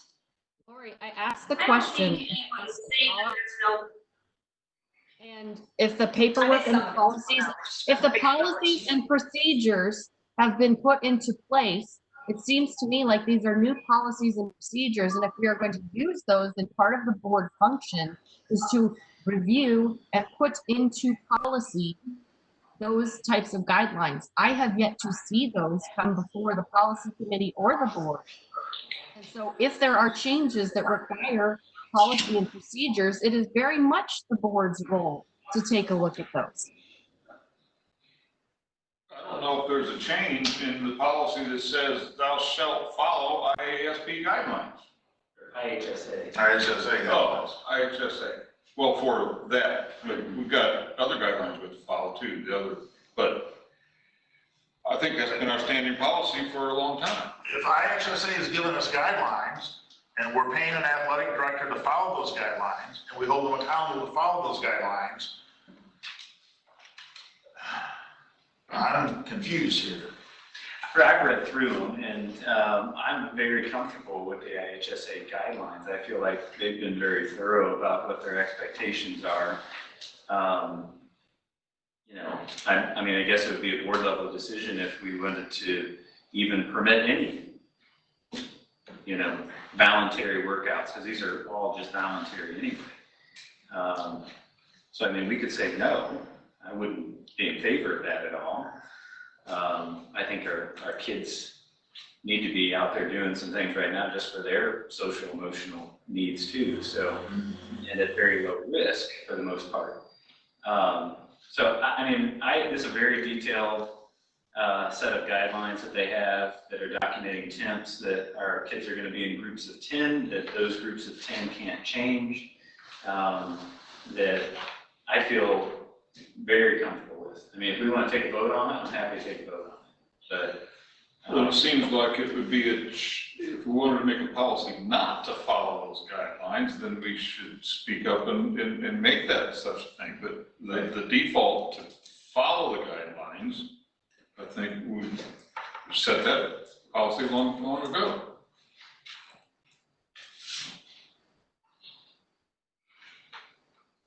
I think the expectation is that our coaches would follow these guidelines, and if they don't, then there would be consequences for that.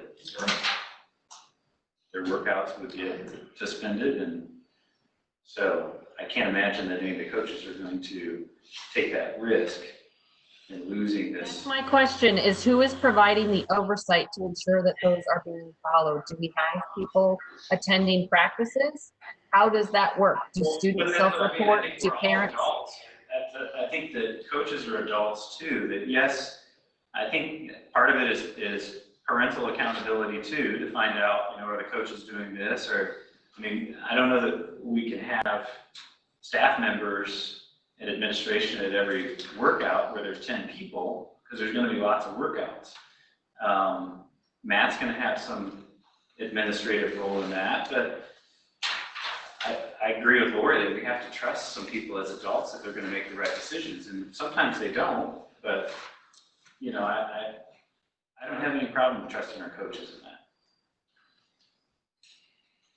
that. My opinion. I didn't trust our coaches. I was asking where the oversight comes in.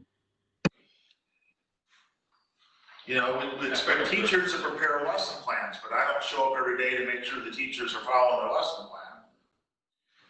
No, but I get that these are special circumstances, and it may be a more specific feedback mechanism up through Matt Hensley and to superintendent.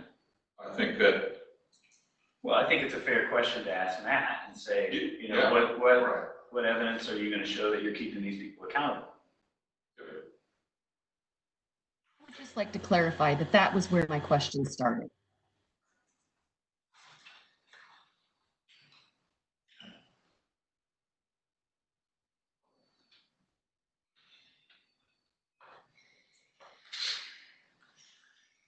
So I think, I mean, we can hear from Matt on that.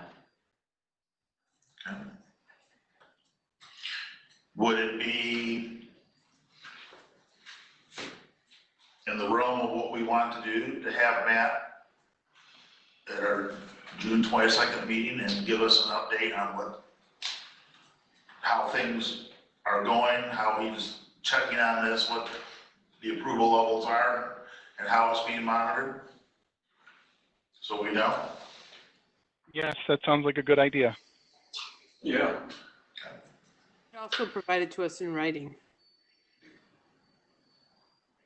Okay. We can do that.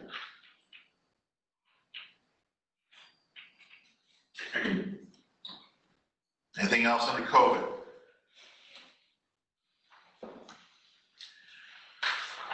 Okay, item 10. Months ago now, we asked for some proposals on community engagement. And right before we went into the whole COVID shutdown, we got 2 proposals back. One was from 4 Point Education Partners, and they had a proposal on how they would take us through community engagement. And then one was from Unicom, and we've got a proposal from them. The Unicom proposal is $56,000. The 4 Point proposal, the main part of their proposal is $57,200. So that's close, but 4 Point also has about $12,500 in initial phase 1 fees, which appears to be a lot of setup type stuff. So there doesn't seem to be much analysis or much data collection that happens during phase 1. So it appears that even if you just wanted to hire them in phase 1, that really wouldn't get you very far. So their total package is $69,700. And so we've had a chance to look at those, and I'm just curious in some feedback from the board on what they think. And while we were dealing with remote learning, we kind of just walked away from that whole thing. But, you know, we've been talking about community engagement for a year and a half now. And we thought this would be worthwhile to pursue, but since we've got the proposals back, we've not really had a chance to discuss them. So, thoughts from the board on the proposals? I thought they seemed like a lot, and I wondered if, like, we paid membership to IASB or ISB, if they had somebody that could come out and help facilitate something that's not going to be $50,000. Yes. So I think the answer to that is yes. We talked about that at one point. we did. We had our training. What do you remember ballpark? What they were talking? I thought it was like, no, I'm thinking about the tech, I'm thinking about the lady that talked about the technology stuff. I don't remember. I don't. Our ISB. Quite a bit less though. Yeah, Way less. way less, like, yeah, way less. Our ISB rep has changed. It was Patrick Rice. Now it is Perry Hill. Perry Hill. Perry Hill's a sharp guy and is pretty professional. I would not be opposed if we reached out to him and got a proposal from them. My guess is we're looking at 10% of the cost of this or less, probably. I'm trying to remember, we used them years ago for one of these strategic planning initiatives. And I think at that time it was around $1,500, but I can't remember for sure. Let's see how he responds to our RFP. So we can at least compare apples and apples.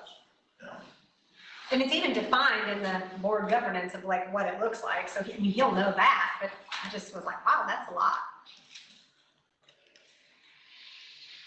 But my overall question would be, can he do everything that we Yes. asked for in those other RFPs? It's a good question. Or does he suggest doing something less? You know, I see some communication deficits that I think maybe we need to correct before there's any value from a formal program. You know, you hear stories of people asking for information and they don't receive information from the district about the curriculum. If you ask what your kids' curriculum are, there's not really an answer that you're ever given, or you know, even to things like if a kid has lice at school, we won't tell the other parents that the kid has lice so they can take care of it before they need dangerous chemicals. Parents don't have access to the information about what their kids learn on computers at school. And I know sometimes we say this is all about privacy, but it's really not too much about privacy. I think before the community is going to be willing to engage with us, we're going to have to be upfront about what's happening in our district. And then there's the other side that we have people who are communicating with us and letting us know about their reality. People are hurting. The kids say they're being bullied. They're not allowed to use the bathroom when they need to. They're victims of racism. Parents are worried about what the kids are learning. And they keep telling us, and they're crying out to be heard. And I feel like we need to hear them and listen and respond and do our part. And if we shut them out, then community engagement suffers, right? And we can spend any amount of money we want, it's not going to fix it. But if we respond to what people say to us, they're more apt to keep sharing. Did we say we were going to shut them out? I'm confused. I understand and appreciate the points that you're making that people want to engage about, but did we say we were going to shut them out? No, I'm saying that people feel shut out.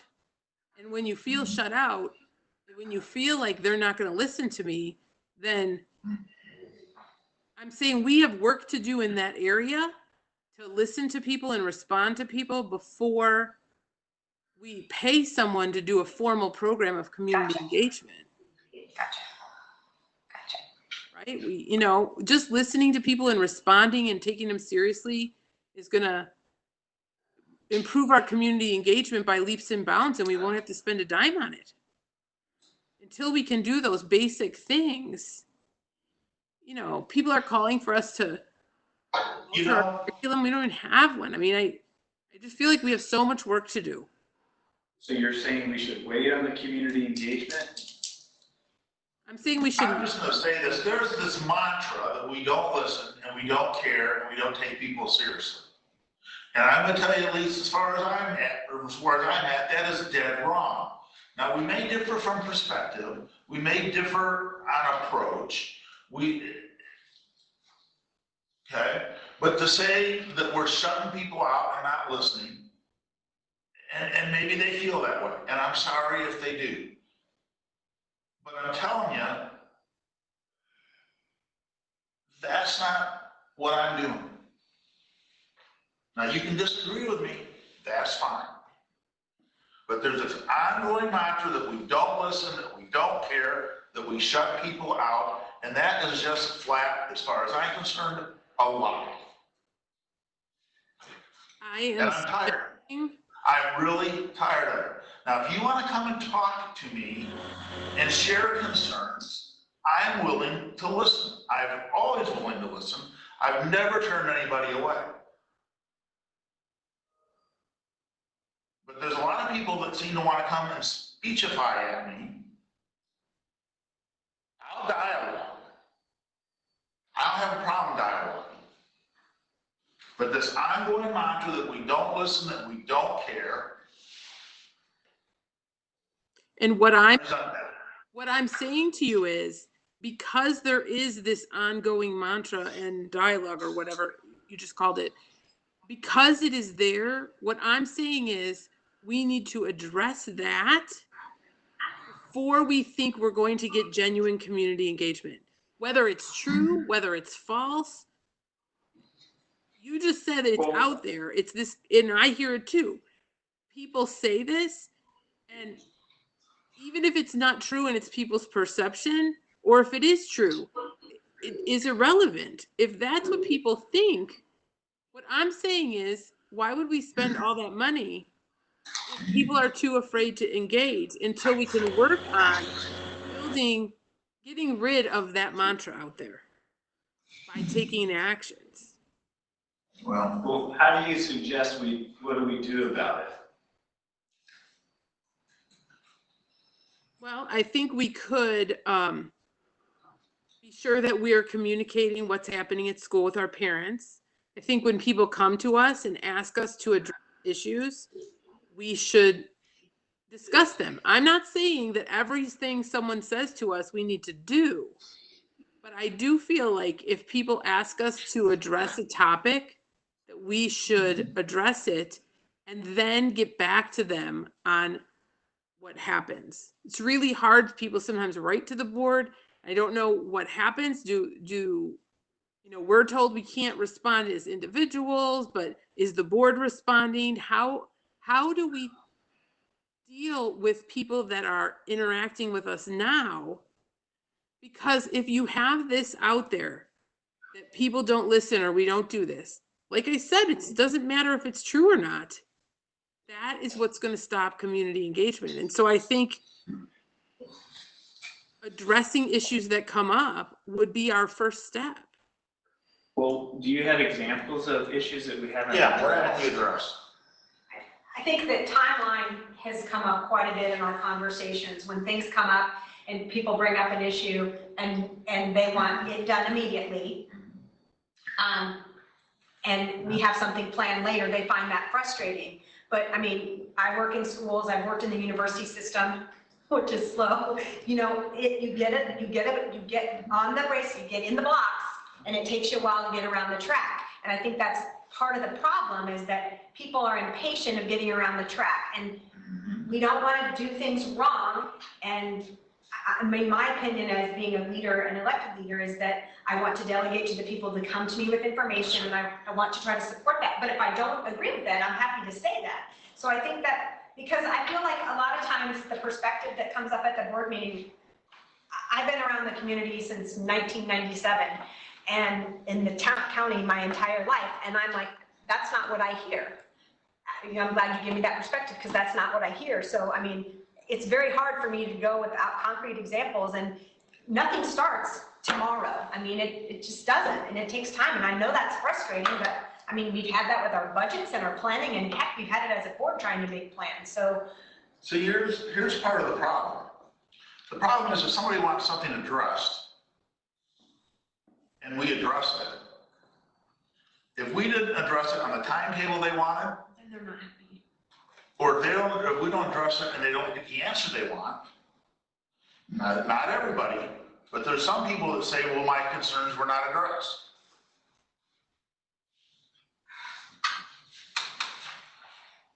Just because we don't agree doesn't mean we haven't heard things. And I don't know how to change that perception with people. Well, I can give you one start that I think we need to respond. That it might not be the timetable people want, but we can respond in different ways to different people and let them know that they've been heard. If someone comes and speaks and then no one ever speaks to them again, even if you're working on something, they don't know it, so they don't feel heard. And so, if someone comes and speaks on something or asks a question or sends us an email and we never respond at all, then they might not be perceiving reality. We might really care about what they said, and we're working on it, but we don't know. I'm just saying, increasing communication in this way might help us be able to receive information and engagement from the community better, so that when we have a community engagement program, we get feedback from what's actually people are thinking. And I'm not claiming that anybody in this room or part of this board or part of this district is perfect, because none of us nobody is. Nobody is. Okay. And if there's ways we can legitimately do better with that, I am all on board. Okay. But things I said, approve that. I'm sorry, what? I don't know how many months ago now, we had some discussions about agendas. Most agendas have sections for old business. I've always been perplexed as to why there's not a section for old business on our agenda, because this offers an opportunity to provide a visual and an opportunity for discussion on these types of issues that the community brings to us that aren't very easy fixes and can't be done over a short amount of time. But it puts it in our purview, and it puts it in the view of the public to say, although we are not finished with this task, this is still a task before us. I think we need to take a look at our agendas.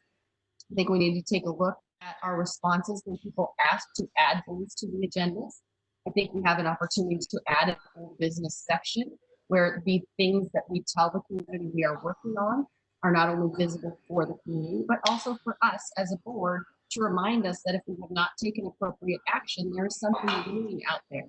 And sometimes a simple update to just say, this is where we stand, we're still working on that. That's communication. Communication is not a task. I keep hearing us talk about community engagement as a moment. We're going to have a meeting. We're going to have an organization. Community engagement is a mindset. And there are little things that we could be doing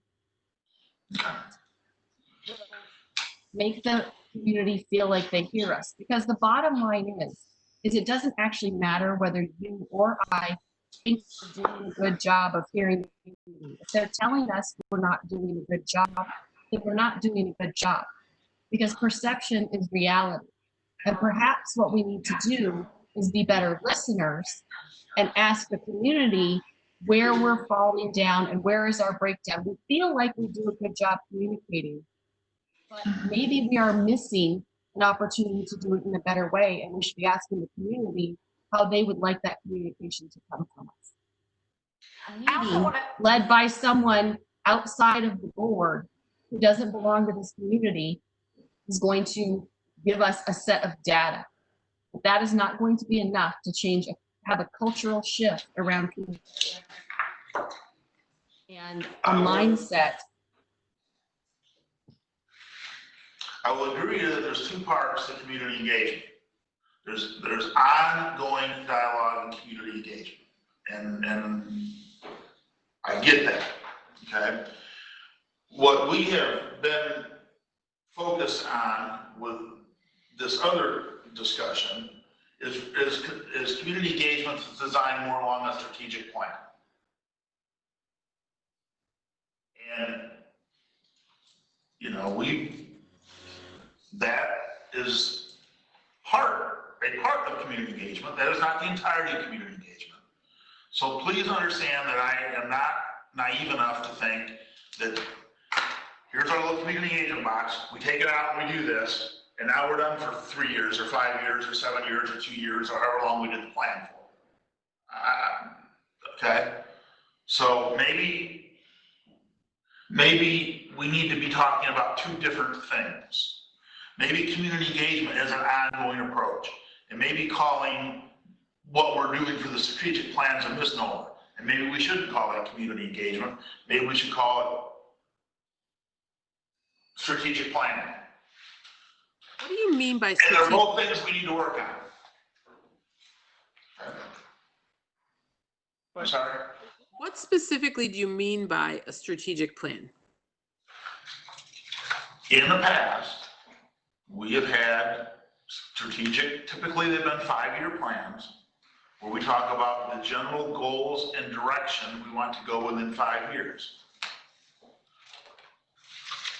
The first one I did when we were on the board is what paved the way for the purchase of this property and this building. But there were also academic pieces to that. There were operational pieces of that. And there were different, and that became kind of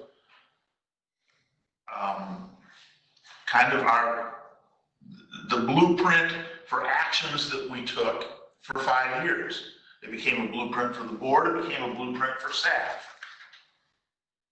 And our director of instruction knew that, you know, over the next 5 years, here are some instructional things that we think we should accomplish.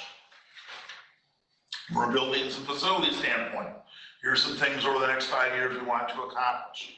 From an operations thing, here's some things we want to accomplish. From a financial piece, here's some things we want to, and it becomes an overarching plan. We finished the last plan about the time we opened the second part of this building. We'd gotten most of the operational pieces done and the educational pieces done, what was left of the building, and we got that done. Since then, we've not had a long-range plan. We need to get, if we're going to long-term move the district forward in a cohesive manner towards objectives, we need to have, we all need to be working from the same page. So would that be considered setting direction for the district? It would be, yes, it's called, yes, So that's setting direction for this. Answer, Danny, your earlier questions about what does the board do? Okay, and in my mind, that's one of the most important things we do. We've been spending a year talking about trying to do this, and I really appreciate the points that you brought up, Colleen and Megan. And I would just say, if there's anything I can help with parents in terms of answering questions, I'm happy to meet with anybody, anytime. My cell phone number is on every email I send out, and I'm happy to do that. I met with you, Mrs. Jackson, and other parents after you spoke. Felt like we had a really productive meeting. I don't mean to call you out publicly, but as long as you're sitting here in a public meeting, but the community engagement piece is ongoing, but it is also to set direction for the board to work towards, which then provides information and direction for the superintendent and the rest of the staff to work on as well.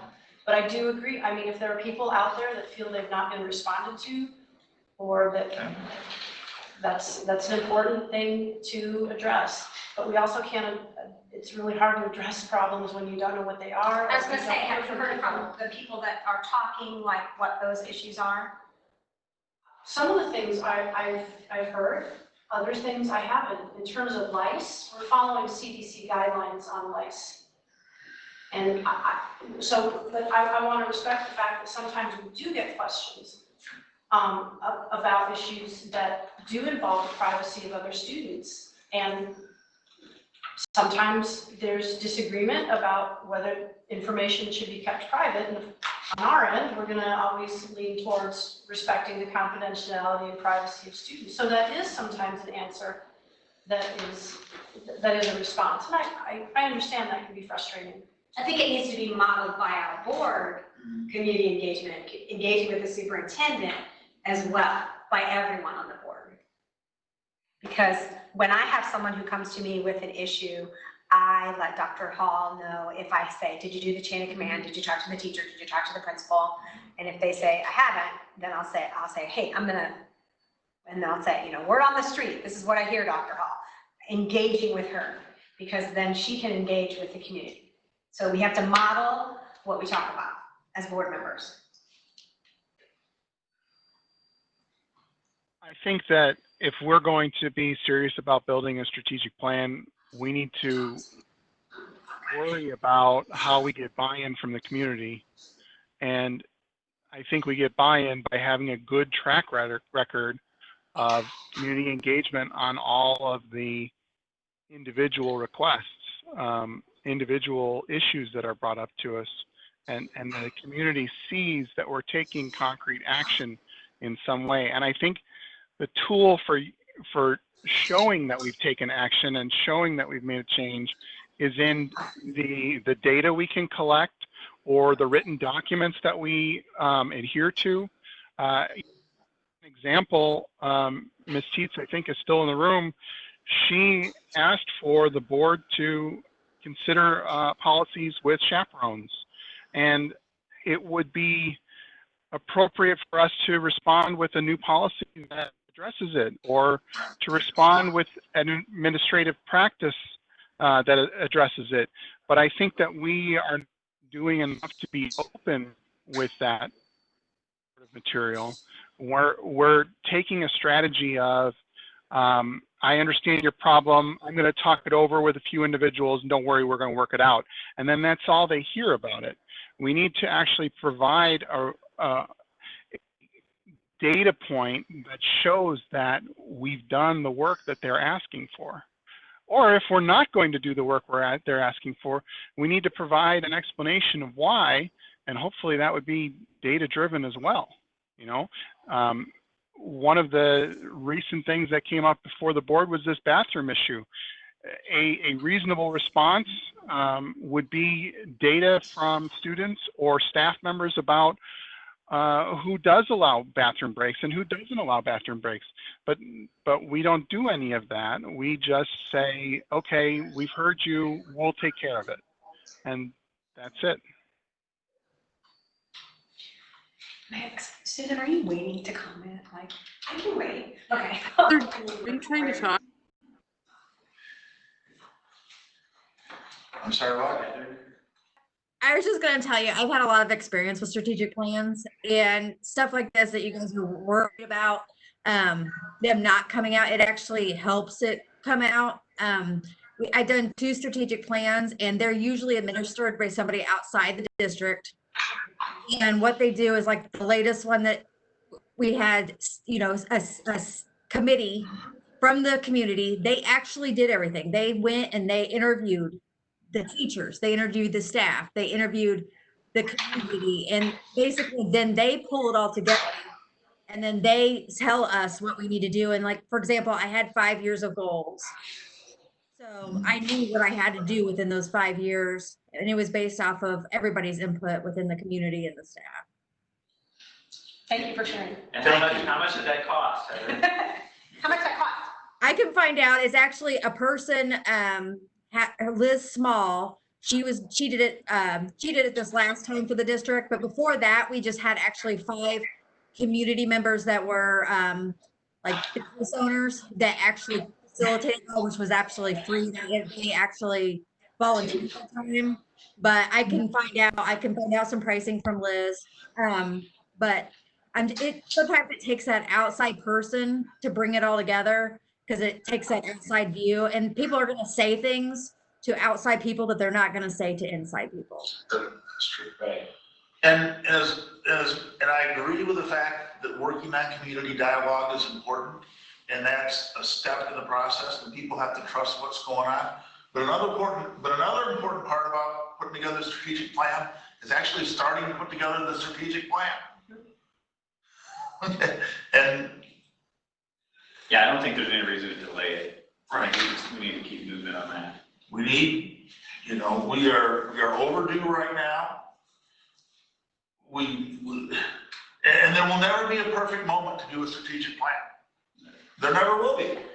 So can we go back to that agenda The strategic 10 then, and that we're gonna see what maybe other RFP, you know, what ISB is. Yeah, we'll talk We'll about find out what this small would do so that we could get something rolling in that area.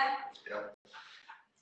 I think that would be good. I think we'll talk to this person, Heather, I think that you brought to the table. I think we go back and talk to the ISB, see what they bring to the table. I mean, it's the most real. I feel remiss if I don't point out that this is what Megan does for a living, right? I mean, she has a master's degree in doing this and knows how to do it. So we'd be remiss if we didn't call on the expertise of the people we have who are willing to do it for us for free and then work out towards a strategic plan. That's a clear conflict of interest. And I think that there will be a percentage of people that may go to her because they have that. But again, if you look at the foundationals of governance, like there is a conflict of interest. She sits on the board side. You need an outside perspective. And that is my opinion. I didn't say she would be the one collecting all the data. She could be an organizer and understand how it should be done. And other people could be involved in the collection of data. It's just when you're talking about getting a consulting firm who wants you to pay them $60,000 to tell you how to do this, when we have someone who will tell us for free.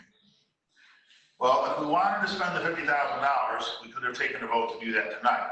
I don't think any of us are comfortable in the current. Now, quite frankly, $50,000 to set 5 years worth of vision and priorities, I mean, you can make a case that that's worth it.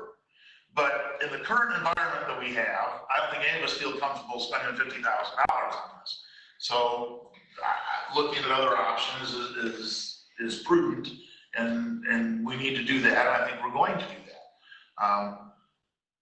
And I appreciate what the reference to Megan doing this, but I think given the current dynamics, I don't see where anybody on the board can be doing this.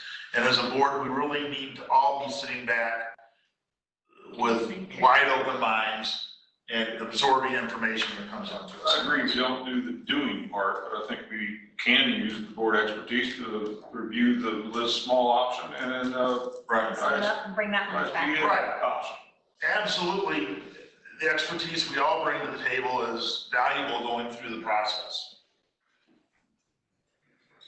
And honestly, if it's $50,000 for someone to do it well and we don't have any other good options, it's worth it. Yeah. I agree with that, but given current financial uncertainty, pulling the trigger on $50,000 to do this is probably is not. Let's look at the other two options. Let's look at the other two options. Have an unfinished business for next time.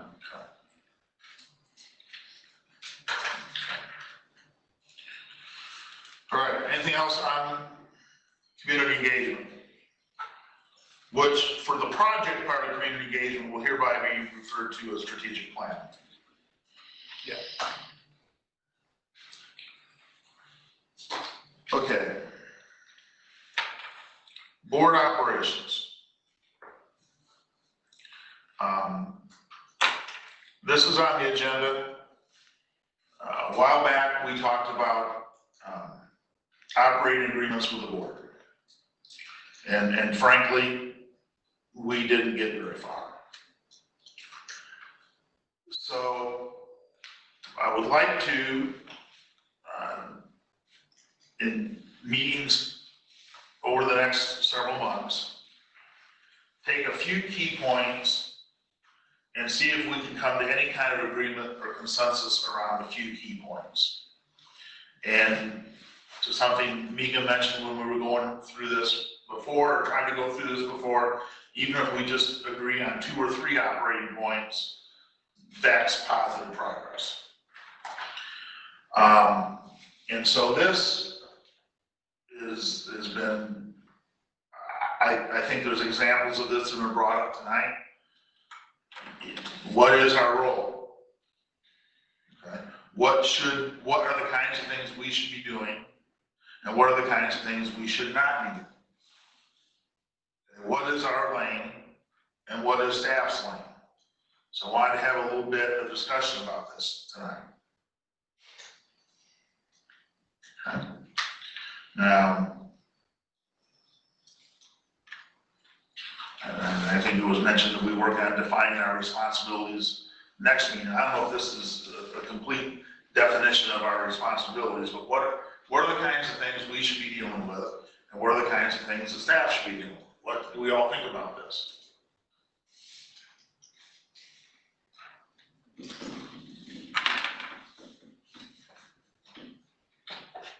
I mean, I think when issues come to us, like in the past, Susan, in the Promise March, we communicate that down so that that climate is put into place. But we need to entrust that they are the ones that have a daily interaction with all the staff and empower them to meet and collaborate, which I thought that was what we were doing.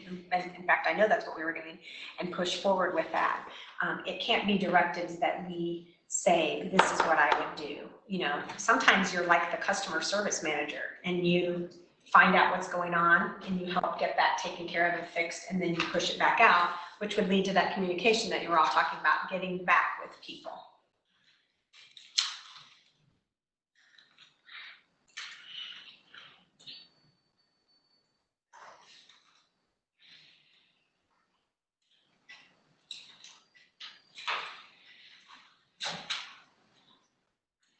And not acting independent of your own opinion on anything, you know, on a personal project. I mean, that's not not fair. I wouldn't go out and do a project and not consult with the people that I work with and say, hey, Colleen, hey, Megan, hey, Ken, hey, Jeremy, hey, Merle, hey, Max, I want to do this. And, you know, I just think that shows a lack of respect, and it makes it really hard to be on a team when you have that. And so those are some basic principles.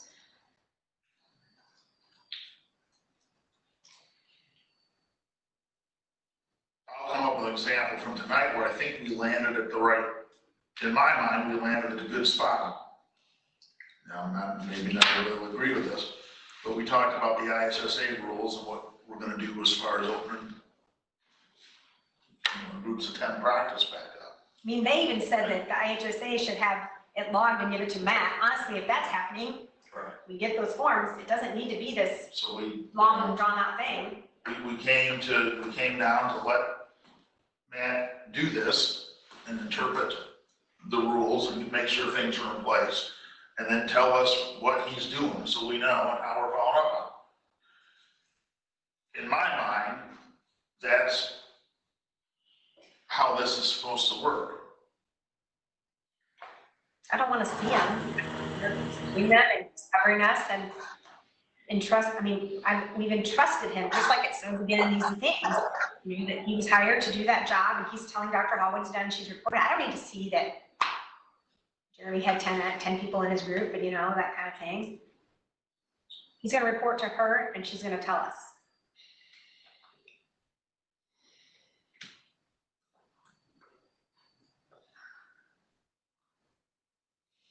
Other thoughts, comments?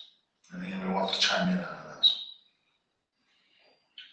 I like efficiency. So when we have opportunity for someone to carry out a particular task, whether it's under Lindsay's direction or she delegates to another administrator and that is brought back to us, it gives us opportunity to have oversight and discuss and make decisions, but not get bogged down in hours of back and forth. You know, just bringing information forward to make decisions on an efficient basis, a timely basis, makes sense to me.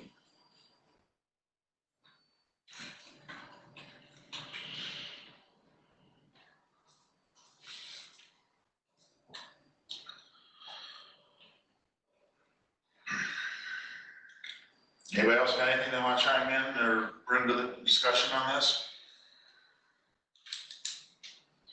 I second that sentiment. I know the pendulum can go one way or another, but I have a high bias toward delegation and not taking on that responsibility to do things as a board that should be delegated. Part of it is, like in the case of the athletic things tonight, Matt's the one that knows what all the problems are and all the ins and outs, and knows the rules and needs to know what. To get all 7 of us up to speed on all that would require a ton of work. You know, we'd still be sitting here in August trying to understand all the ins and outs with everything else we've got going on. The kids are sitting here waiting on us to put it all together. And we probably end up where we're gonna end up anyway. We're real close to it.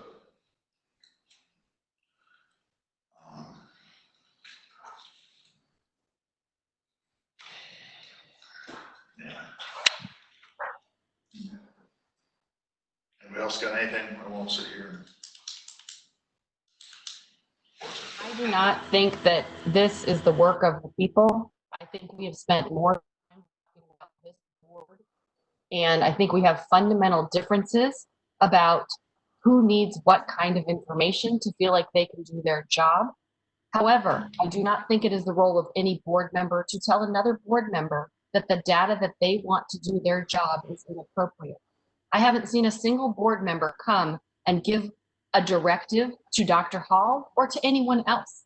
I have seen people ask for data. I have seen people ask for agenda items, and I have seen people talked out of why they get access to that data. I'll give you a for instance.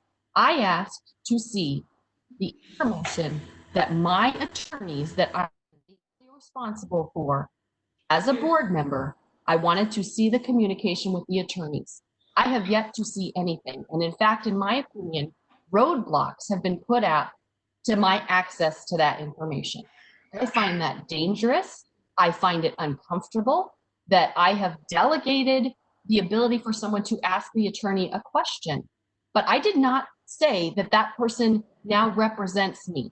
Because if push comes to shove, legally, I am the one responsible, not the employee of the district.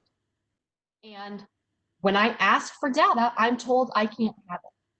I am simply trying to get enough information for me to feel like I can make informed decisions.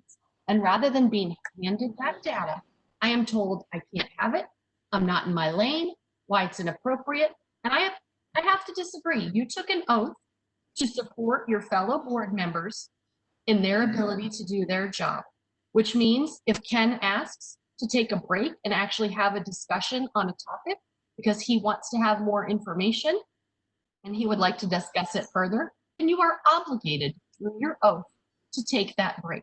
But that does not happen, and it's happened enough times that I have gotten the message, don't bother. Your voice is not going to.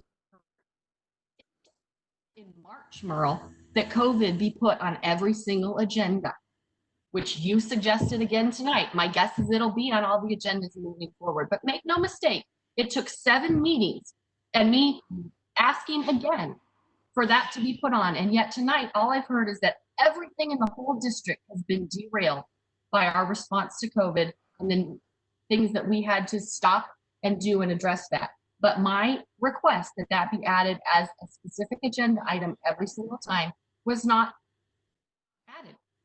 So do we not have COVID We on wanna our talk- COVID on our 7 agendas?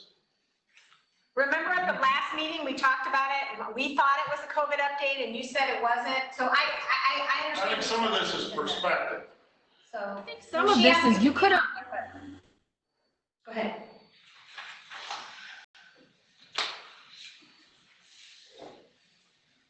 I asked that it be put on the agenda.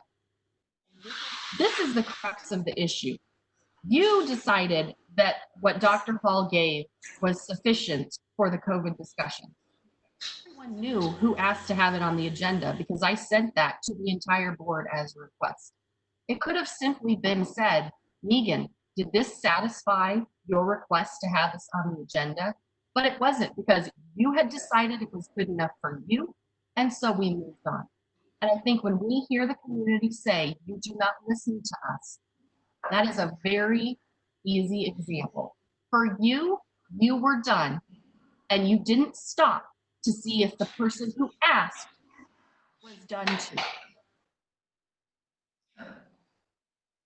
So I am not interested in adding more policies, more procedures, more guidelines. Quite frankly, we don't do a very good job of just following the state laws that we have and the policies that we have internally. In point of fact, the meeting tonight wasn't even called appropriate. I don't even want to get into it because you're going to roll your eyes and say that it's not that big a deal. But in point of fact, a special meeting can only be called by the president. Dr. Hall called this meeting and set it up. So is that really a huge deal? It isn't until time and time again, you show the community and you show your other board members that you really only follow the policies and procedures when it's convenient for you. And that is how people don't trust. And that is why people feel unheard. And I can see the smirk on your face right now, Max. I'm sorry if this is not something that you want to hear. But I am very disappointed that every time I ask for a piece of data, there is a roadblock, there is no, or someone tries to tell me that I just don't understand. It could be that I understand very well and I'm looking for more data so that I can do the job that I feel like I was elected to do. I don't appreciate other people making that determination for me. And I certainly don't feel like it's fulfilling of the oath that we took when we shut down people's requests, or we just simply decide that the majority in the room doesn't find it necessary to even have the discussion. That is not being a good listener. That is not fulfilling the oath that we took. And that leads to what we're talking about. So more discussion about those logistics, I do not think is going to move the needle. And quite frankly, we have a lot to do in a very difficult year coming up.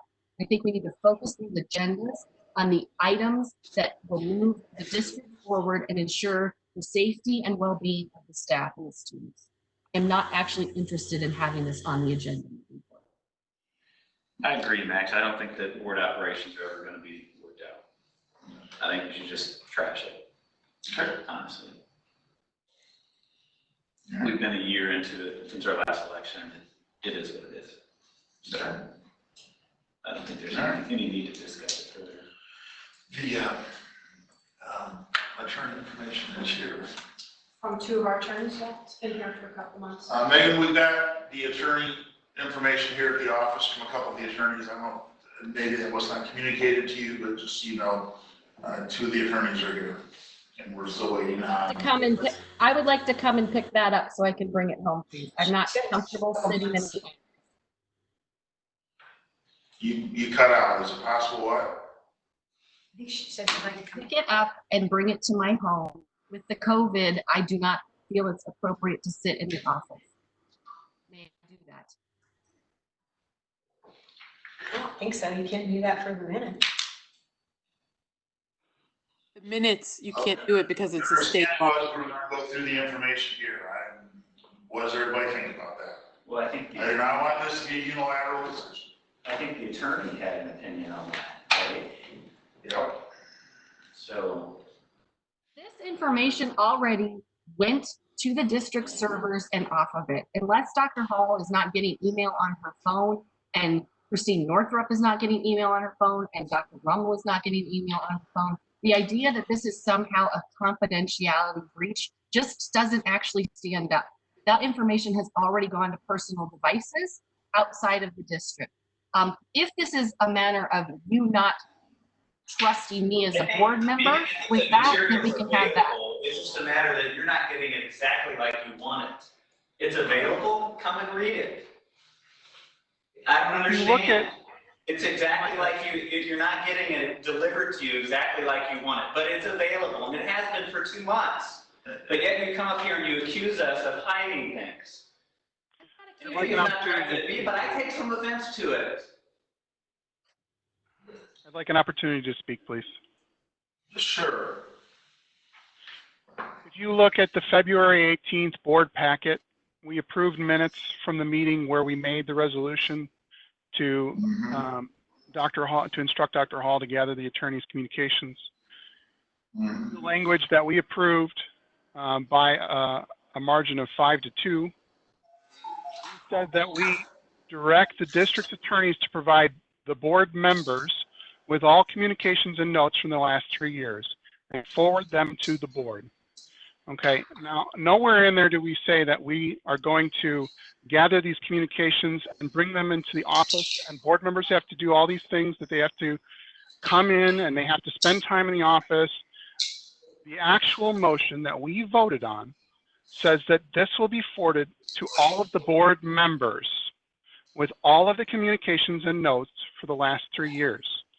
So I think we should live up to, excuse me, I think we should live up to the terms that were stated in the motion that passed by a majority of the board, 5-2. Just because we voted on it, and I think I probably voted for it, doesn't mean it's legally or ethically appropriate.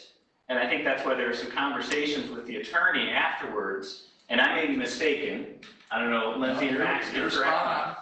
But that's what, I mean, we can vote on it and say that that's what our request is, but if there are some legal and ethical complications with that, then we have to make some adjustments.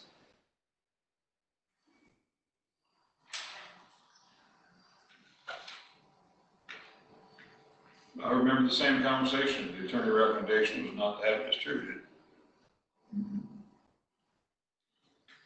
But the point is, it's available. It is. It is available. I don't know, this is why I think we shouldn't even have questions about operations, because it just, I think it's pointless. Okay.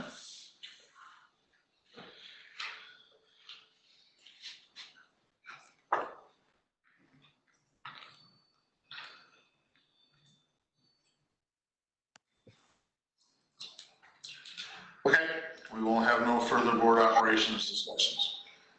Correct me if I'm wrong, but we don't have all the attorney information, correct? We only have 2 out of the 3. We've got 2 out of the 3. The third one is, we were told a few weeks ago we should have it shortly, correct? Well, it was being compiled, and then, Yes. I mean, I know people are tired of hearing that we had a worldwide pandemic hit, but it has impacted us in a variety of ways, and our attorneys. So I just emailed Darcy and asked her to get those to us. Okay, thank you. And I would ask that in the absence of any formal direction from the board, that you, Dr. Hall, follow the instructions that were given in that motion from February.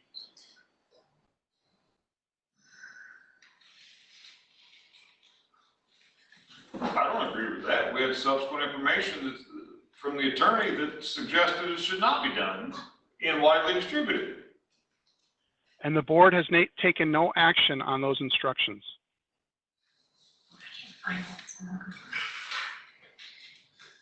Okay. Well, we don't have that on tonight's agenda. We'll put that on the June 22nd agenda. Okay, and in the meantime, I would ask Dr. Hall to follow through with what was directed to her back in February. In the meantime, I would suggest that we don't fly in the face of the attorneys. I take direction from a majority of the board. And I don't currently have that motion in front of me, but You can find it in the minutes of the February 18th board packet.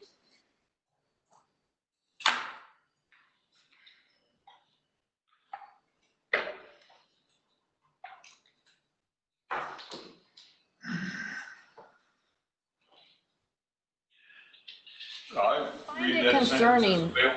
Never mind. The availability of the members is, any one of the board members can review it. There's nothing stopping us.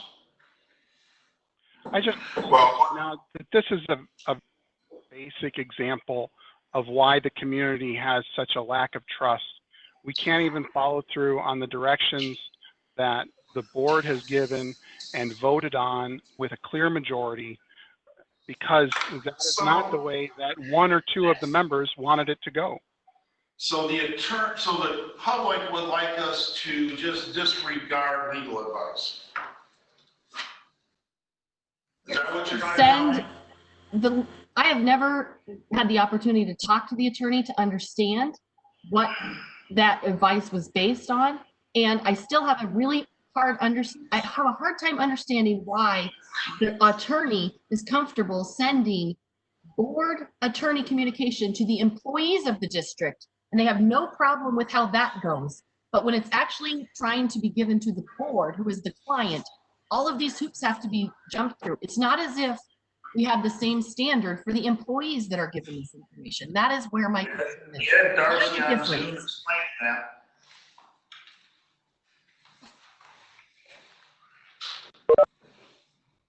It wasn't that she didn't explain it, it was that he didn't agree with her. I didn't have the opportunity to ask the question, how is it that we can deliver the information in a different way to employees of the district?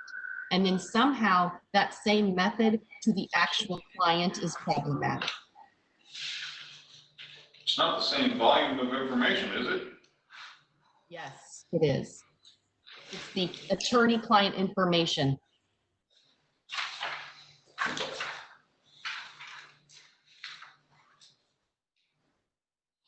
I can't find that. This was simply an example. We don't need to go into the weeds on this. Really? I 'Cause that's what am. you're-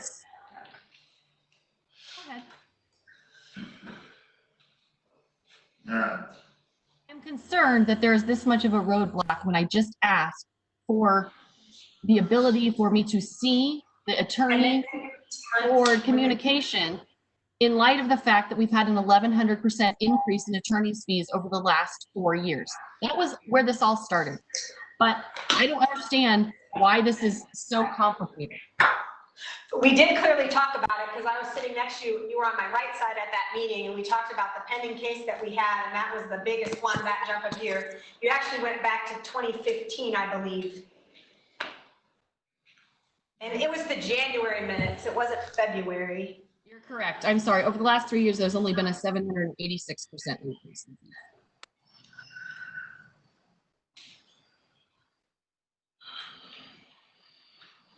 I have to go back and find We it. can move along. Do we have a closed session tonight? Anything for closed? Nope. There's nothing for closed session. Board operations discussion can end. Public comment, Huh? public comment. Is there any public comment? Yes. Dawn? Waiting. Yes. I'm sorry, go ahead. I won't make it long, I really won't. Okay. But, I mean, wow, you guys are doing a lot, and your relationships are not very good. So, I mean, thank you. The elephant in the room. But I mean, you know, I do think that, like, the things that you're, you know, hopefully engaging, especially around race, and the respect that you learn through listening to somebody else and really, you know, like, I think what you said, Max, being able to not just say, well, okay, I know I'm okay with it, so it's done. But I might be okay with it, but you're not, so I'm gonna sit by you and we're gonna, you know, till you're ready. That's like that is a skill, and it takes a lot of practice to be that kind of open person. I mean, and it is something that didn't happen a lot in just tonight's meeting, so I think where you're getting stuck a little bit. And, you know, looking at these trainings might be something that, or even as a board doing just that kind of training where you're building some relationships would help, so that we all can benefit from moving forward. We tried. You've had outside people come in and Twice. work together. Okay, well. The outside person was the person suggested. At all. We put together some working agreements, and we've not been able to do that. And I guess I wouldn't give up on it, because you were elected by this community and they really need you. And this, you know, especially is something that, I mean, of course, for me, but I know there are a lot of things that really needs to happen and get done in a way that's meaningful and efficient, you know, so we're not sticking in the weeds about it, but we're making those overarching, like, yes, diversity is something that we feel is really important. Let's do that, and let's look at that every agenda item. You know, let's put that, you know, so that we're at least getting an update. I mean, I think that, you know, Lindsay and I have talked a couple of times throughout the year. I've, you know, emailed and said, how's it going? You know, I definitely can say, as a one person taking on a large issue in a big district, so not expecting for everything to just happen when I say it happens, but I have felt very kind of roadblocked along the way from a lot of people. And so, you know, hopefully not asking for the world, but definitely, you know, that we talked about this in November, so already some things you should have in place. So what steps have been taken for the diversity board? Is there a group? Have people been identified for the district that want to start a district board or a district group, a committee for diversity? We don't have people specifically identified other than internal, and our principals would be on that committee. So your principals are again, I know, I fully acknowledge that everyone is tired of hearing this, but I'm going to say it again. Since March 13th, right? And I understand, Danny, you've acknowledged and pointed out that we have had other items on our board agenda since that time. With 4 special, in the span of 6 weeks from the end of March till early May, we had 6 different meetings that were primarily focused on a hiring freeze and talking about staffing, but that was all driven by COVID. And we had to have discussions about the field house and whether we were going to continue with that, and that was all driven by COVID. And so since our kids have been in school on March 12th, I would estimate, I can't say 100%, but I'm gonna say like 96, 97% of my time at work has been spent on dealing with the pandemic. So in January or in November, when So brought this up. you came here in November, Right. spoke, and then you and two other parents and I met for somewhere like between 2 and 3 hours In one day November. after school. It was early December, actually.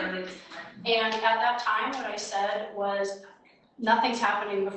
I wanted to be really candid, and I said, there's no plans. They're going to be put into place before the holidays. And Right. and Yeah. the conversation we had was enlightening, it was heartbreaking, and it was really informative. And I'm glad that we could do that. Between the time of January and February, we talked about this with our leadership team. We lined up trainings with the University of Illinois.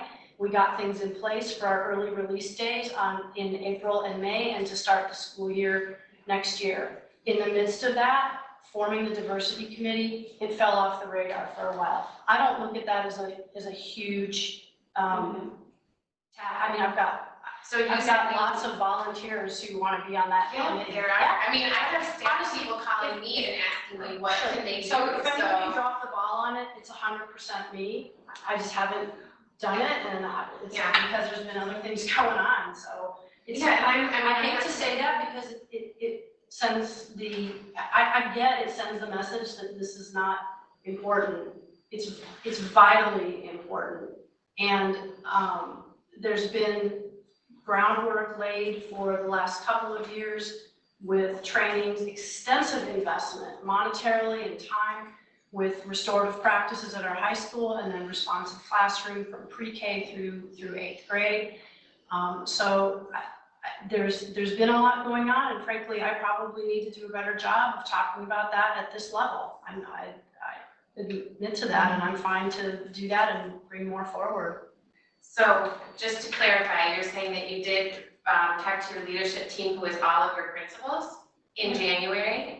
I would have to go back and look, yeah. Okay, because I guess that's the kind of information I think when we're also looking at these larger pictures of how our, how is the community feeling about the things that they're bringing forward. Knowing that, I mean, I'm not like accusing you of not doing it. I don't know what you've done, and that's why I came back to ask. I just don't know. And if, I know you mentioned the training in April.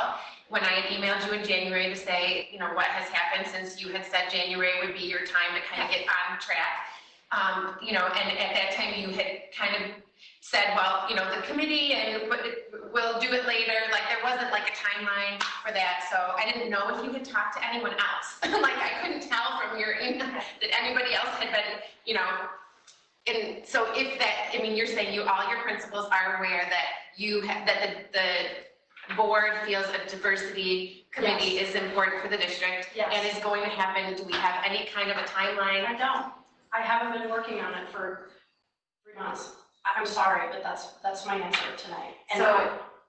And you heard from my reopening task force plan that we're trying to figure out how to open school. Yeah, and I hear that too, but right now, of course, it just came from a group of 200 people. Yeah, I mean, your community is really, like I said, teachers are calling me asking, and my answer to them is, yes, here's a book to read, here's different things you can do, but I would not at all recommend all your individual teachers do different things with no information. Now we've got people that are taking action without leadership, and it's, I told the teacher that I spoke with, I said, look, you know what, you all are going to do something different and give kids different explanations and different answers, and they are going to stop listening to you because one teacher's going to tell them this, someone else is going to tell them that, they're going to report something to you, you're not going to know what to do about it. So COVID, I get it, but I know we're all still working. We're doing it with social distancing. We're doing it with Zoom meetings. I mean, I'm not saying you have to have a committee meeting and make a bunch of decisions, but you could definitely set a date and say, guys, we're starting in the fall. We'd like to have, our first diversity committee meeting by November, maybe in honor of our,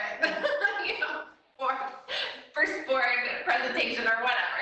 But I mean, just that, like, to me, as being, somebody who works in schools, does lots of meetings, when you come to a point, you make an action item and you say, who's gonna do it by when?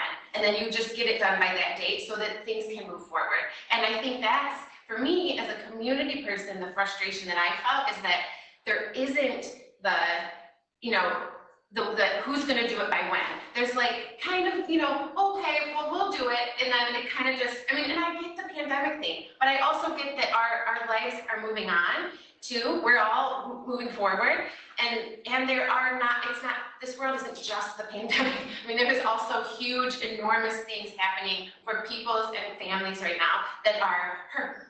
They're hurting and they're scared. On top of a pandemic, my kids are afraid, is COVID or the police gonna kill my father? They're terrified. There needs to be, something. And this really is the best time to do it. You have already engaged the U of I. Go to them and say, listen, guys, we're doing this. So you need to put together something for our staff, some online trainings that they can watch. They can do it instead of coming in for their, April meetings, and have those people put together what kind of things can they then, action items they can do in their classrooms. There are so many good videos online. There are so many good discussion, different curriculums. You can task these teachers with that. You have to task these teachers with that because they're going to do it on their own if you don't. And I don't know that that's bad, but it's going to be misshapen. You know what I mean? It's going to be a lot of different information coming to your people. So that's what a board does, right? The board is the strategic, the overarching, the one who kind of sets the guidelines to let the people do it. But that guideline is missing. And so the people are confused and afraid and angry. And so there you go. That's part of what is, I think, to breaking apart your good communication with your community. It's also perspective too. You put that beautifully, but even when you came in earlier, you said, I was at the protest tonight, and I said, well, it's a promise march. It's all the way you come at it too, and I think that's really important to be heard that, that was put out what it was a promise march, and that's why I wanted to be there, because what are we promising to embrace? I'm a social worker. There's lots of injustice in this world, and I've been working on it since like 1987, so it's important But for me. So for you, it's a promise march. For me, it's a protest, So, but that's you can have that, but then, what you say then is, and so that's how I thought, but I'm gonna come and sit with you, sit by your side and understand what it means for you. So, that's, I think, where you're getting stopped up a little bit is that, well, because you see it that way, then that's the way it is. Well, that's how it is advertised. So that's my point, is that just like we're having the same constructive dialogue right now, what someone sees and their perception can be the same thing. But when it's advertised as that, and then I think, okay, these are the things that we're committing to do. And if you look up what protest is and a promise, they're very different. So, So it really offended you that I said protest. Well, I just think of that as being more of a negative thing. And that's just kind of like, we can be charters or drainers, and you've charged me up by all means. Your approach and getting everything is really positive. I feel like you have a mission that you want to accomplish and you're going out in one way. But that's a completely different approach than being a protest, which tends to come out. I work with high schoolers, more negative. You say, I'm protesting. I'm not home by curfew. I'm defying your rules. I'm not going to follow that. That's my interpretation, but that doesn't mean I'm right, Susan. I want to respect your opinion, but that's where all these things come around. The last year, for 15 months, we've been dealing with is, there's not a common ground. So you're asking to make a common ground. That's what I hear. Okay. Right? A common ground to move forward and make a commitment? I'm not really sure what I'm really trying to get with what You want a common ground to move forward with some commitment. I would 100% like to do that. I would like us to But she had a timeline outlined for that, so then okay. what is, I mean, it's kind of. There is a timeline? Well, she said she's met with the administrative staff, she had some training set up, so you've asked for some things and she's had it going. So what I'm hearing now is that didn't happen, you want to make sure it's still gonna be on the go. So is there a timeline for what is gonna be coming next? Has anybody reached out to the U of I? Yes. Okay, and so have they rescheduled that training? Honestly, yes. They have? Well, we're hoping to be able to do it in the fall. Okay, so is there you're just saying that it's gonna happen like the trainings that come in the fall, one of those I would trainings? need to check with Dr. Rommel to get specifics. Okay, that's what I guess I'm asking is, yeah, let's maybe put the date in and who's gonna travel. We've got Dr. Romo coming on the 20th, right, to kind of update us in more depth on this whole thing. Yes. Okay, so we will have diversity and inclusion on the next board meeting agenda. And I know there was displeasure announced that I didn't put it on the agenda tonight, but one of the reasons was Dr. Romo's going to be here on the 20th to tell us about it. So And I know that just from reading the packet. Can I ask about why I followed your procedures and then there were, I mean, when you called the special meeting, it was supposed to be about the offices and the health and safety stuff. And then these other things are on the agenda. Can you help me understand why it is that you did not have room for the things that I specifically previously asked for this, hang on. I asked for the chaperone stuff to be on there 2 times and I was completely graceful in not being addressed. Yeah. But when I asked for it this time, I was told that there wasn't enough room, but we've spent the last 2.5 hours discussing things that don't even really matter to the community because you guys can't get along. But things like chaperone policy and racial equity do matter. So can you explain to me why those things weren't as important as these others? Because we've got folks scheduled to be here on the 20th to address some of them, number one. Number two is because that stuff came in last minute. You said I added other stuff afterwards. I didn't. I had all this figured. And I knew some of this would spark a discussion, and I was right. It's after 10 o'clock at night, and we're still here. So moving them to June 20th was an attempt to do them justice and service. It was not an attempt to dodge or not address your issues. And I think, you know. I mean, there's all kinds of things we could have added tonight besides those 2 things. But what I was told, and when I did say in my email that I understand that you guys have a lot to talk about tonight, thinking that you're going to talk about the offices and the industrial arts stuff. Like, those are big topics. We're spending a lot of money. I understood that. But when I'm having trouble understanding still continued, it's not that I said you added them. I don't know when you added them. I don't know what your plan was, but I was told that the agenda was full, but these topics were very important. Those topics are time sensitive. We had to move on those from You the had time to move standpoint on now. community. Now, I think we're past our 5 minutes. yeah, we're past our 5 minutes. It's very Some of these convenient for things, you you know, guys. chaperone policy, we have no students here right now to chaperone. We're not sure we're gonna have students here to chaperone in August. That doesn't mean it's not important. It doesn't mean we're not going to deal with it. But we didn't deal with it tonight. Okay. All right, is there anything else? I think it's wrong to imply that what we talked about tonight is something the community does not care about. I'm sure that they do care about it. Well, that's not what you said. I don't know that it's more important than, you just had a protest with You 300 just said people the out community there. doesn't care about what we're talking Understand about. that, and that was scheduled after this meeting. But the request, I think, to put this on the agenda was before. And, I'll move we adjourn. Got a motion to adjourn, is there a second? And this is why community engagement will never work for you guys. Is there further discussion on adjournment? I'll sit around here and talk with you, but I'm not.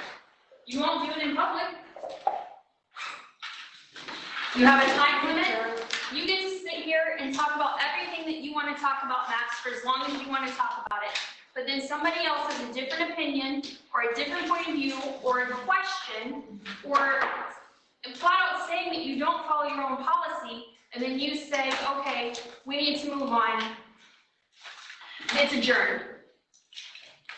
I got a motion to, The items are on the June 22nd agenda. I The understand. narrative that just happened was like, we're trying to ignore it or downplay it, and that wasn't what, it was to, So, okay, I sent you my letter on Friday about this, and nobody even told me they got it.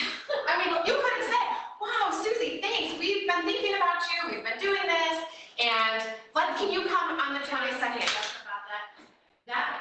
I didn't receive that till I had left the building Friday late afternoon.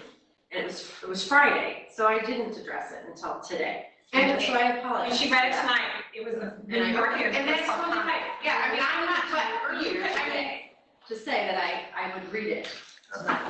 well, I didn't get, obviously, that email, because we were doing other things. okay, So, we have a motion and a second to adjourn. Is there anything else further from board members? Hearing none, all in favor of adjournment, say aye. I'll connect with you, because I like to. Aye. Opposed? This is We are really adjourned. hard for me. I realize it's public and it's an important conversation, but I mean, let's do it. yeah, no, please call me anytime. I'm happy to talk to anybody, Max. I'm happy to talk to you. Anybody, I will be happy to talk.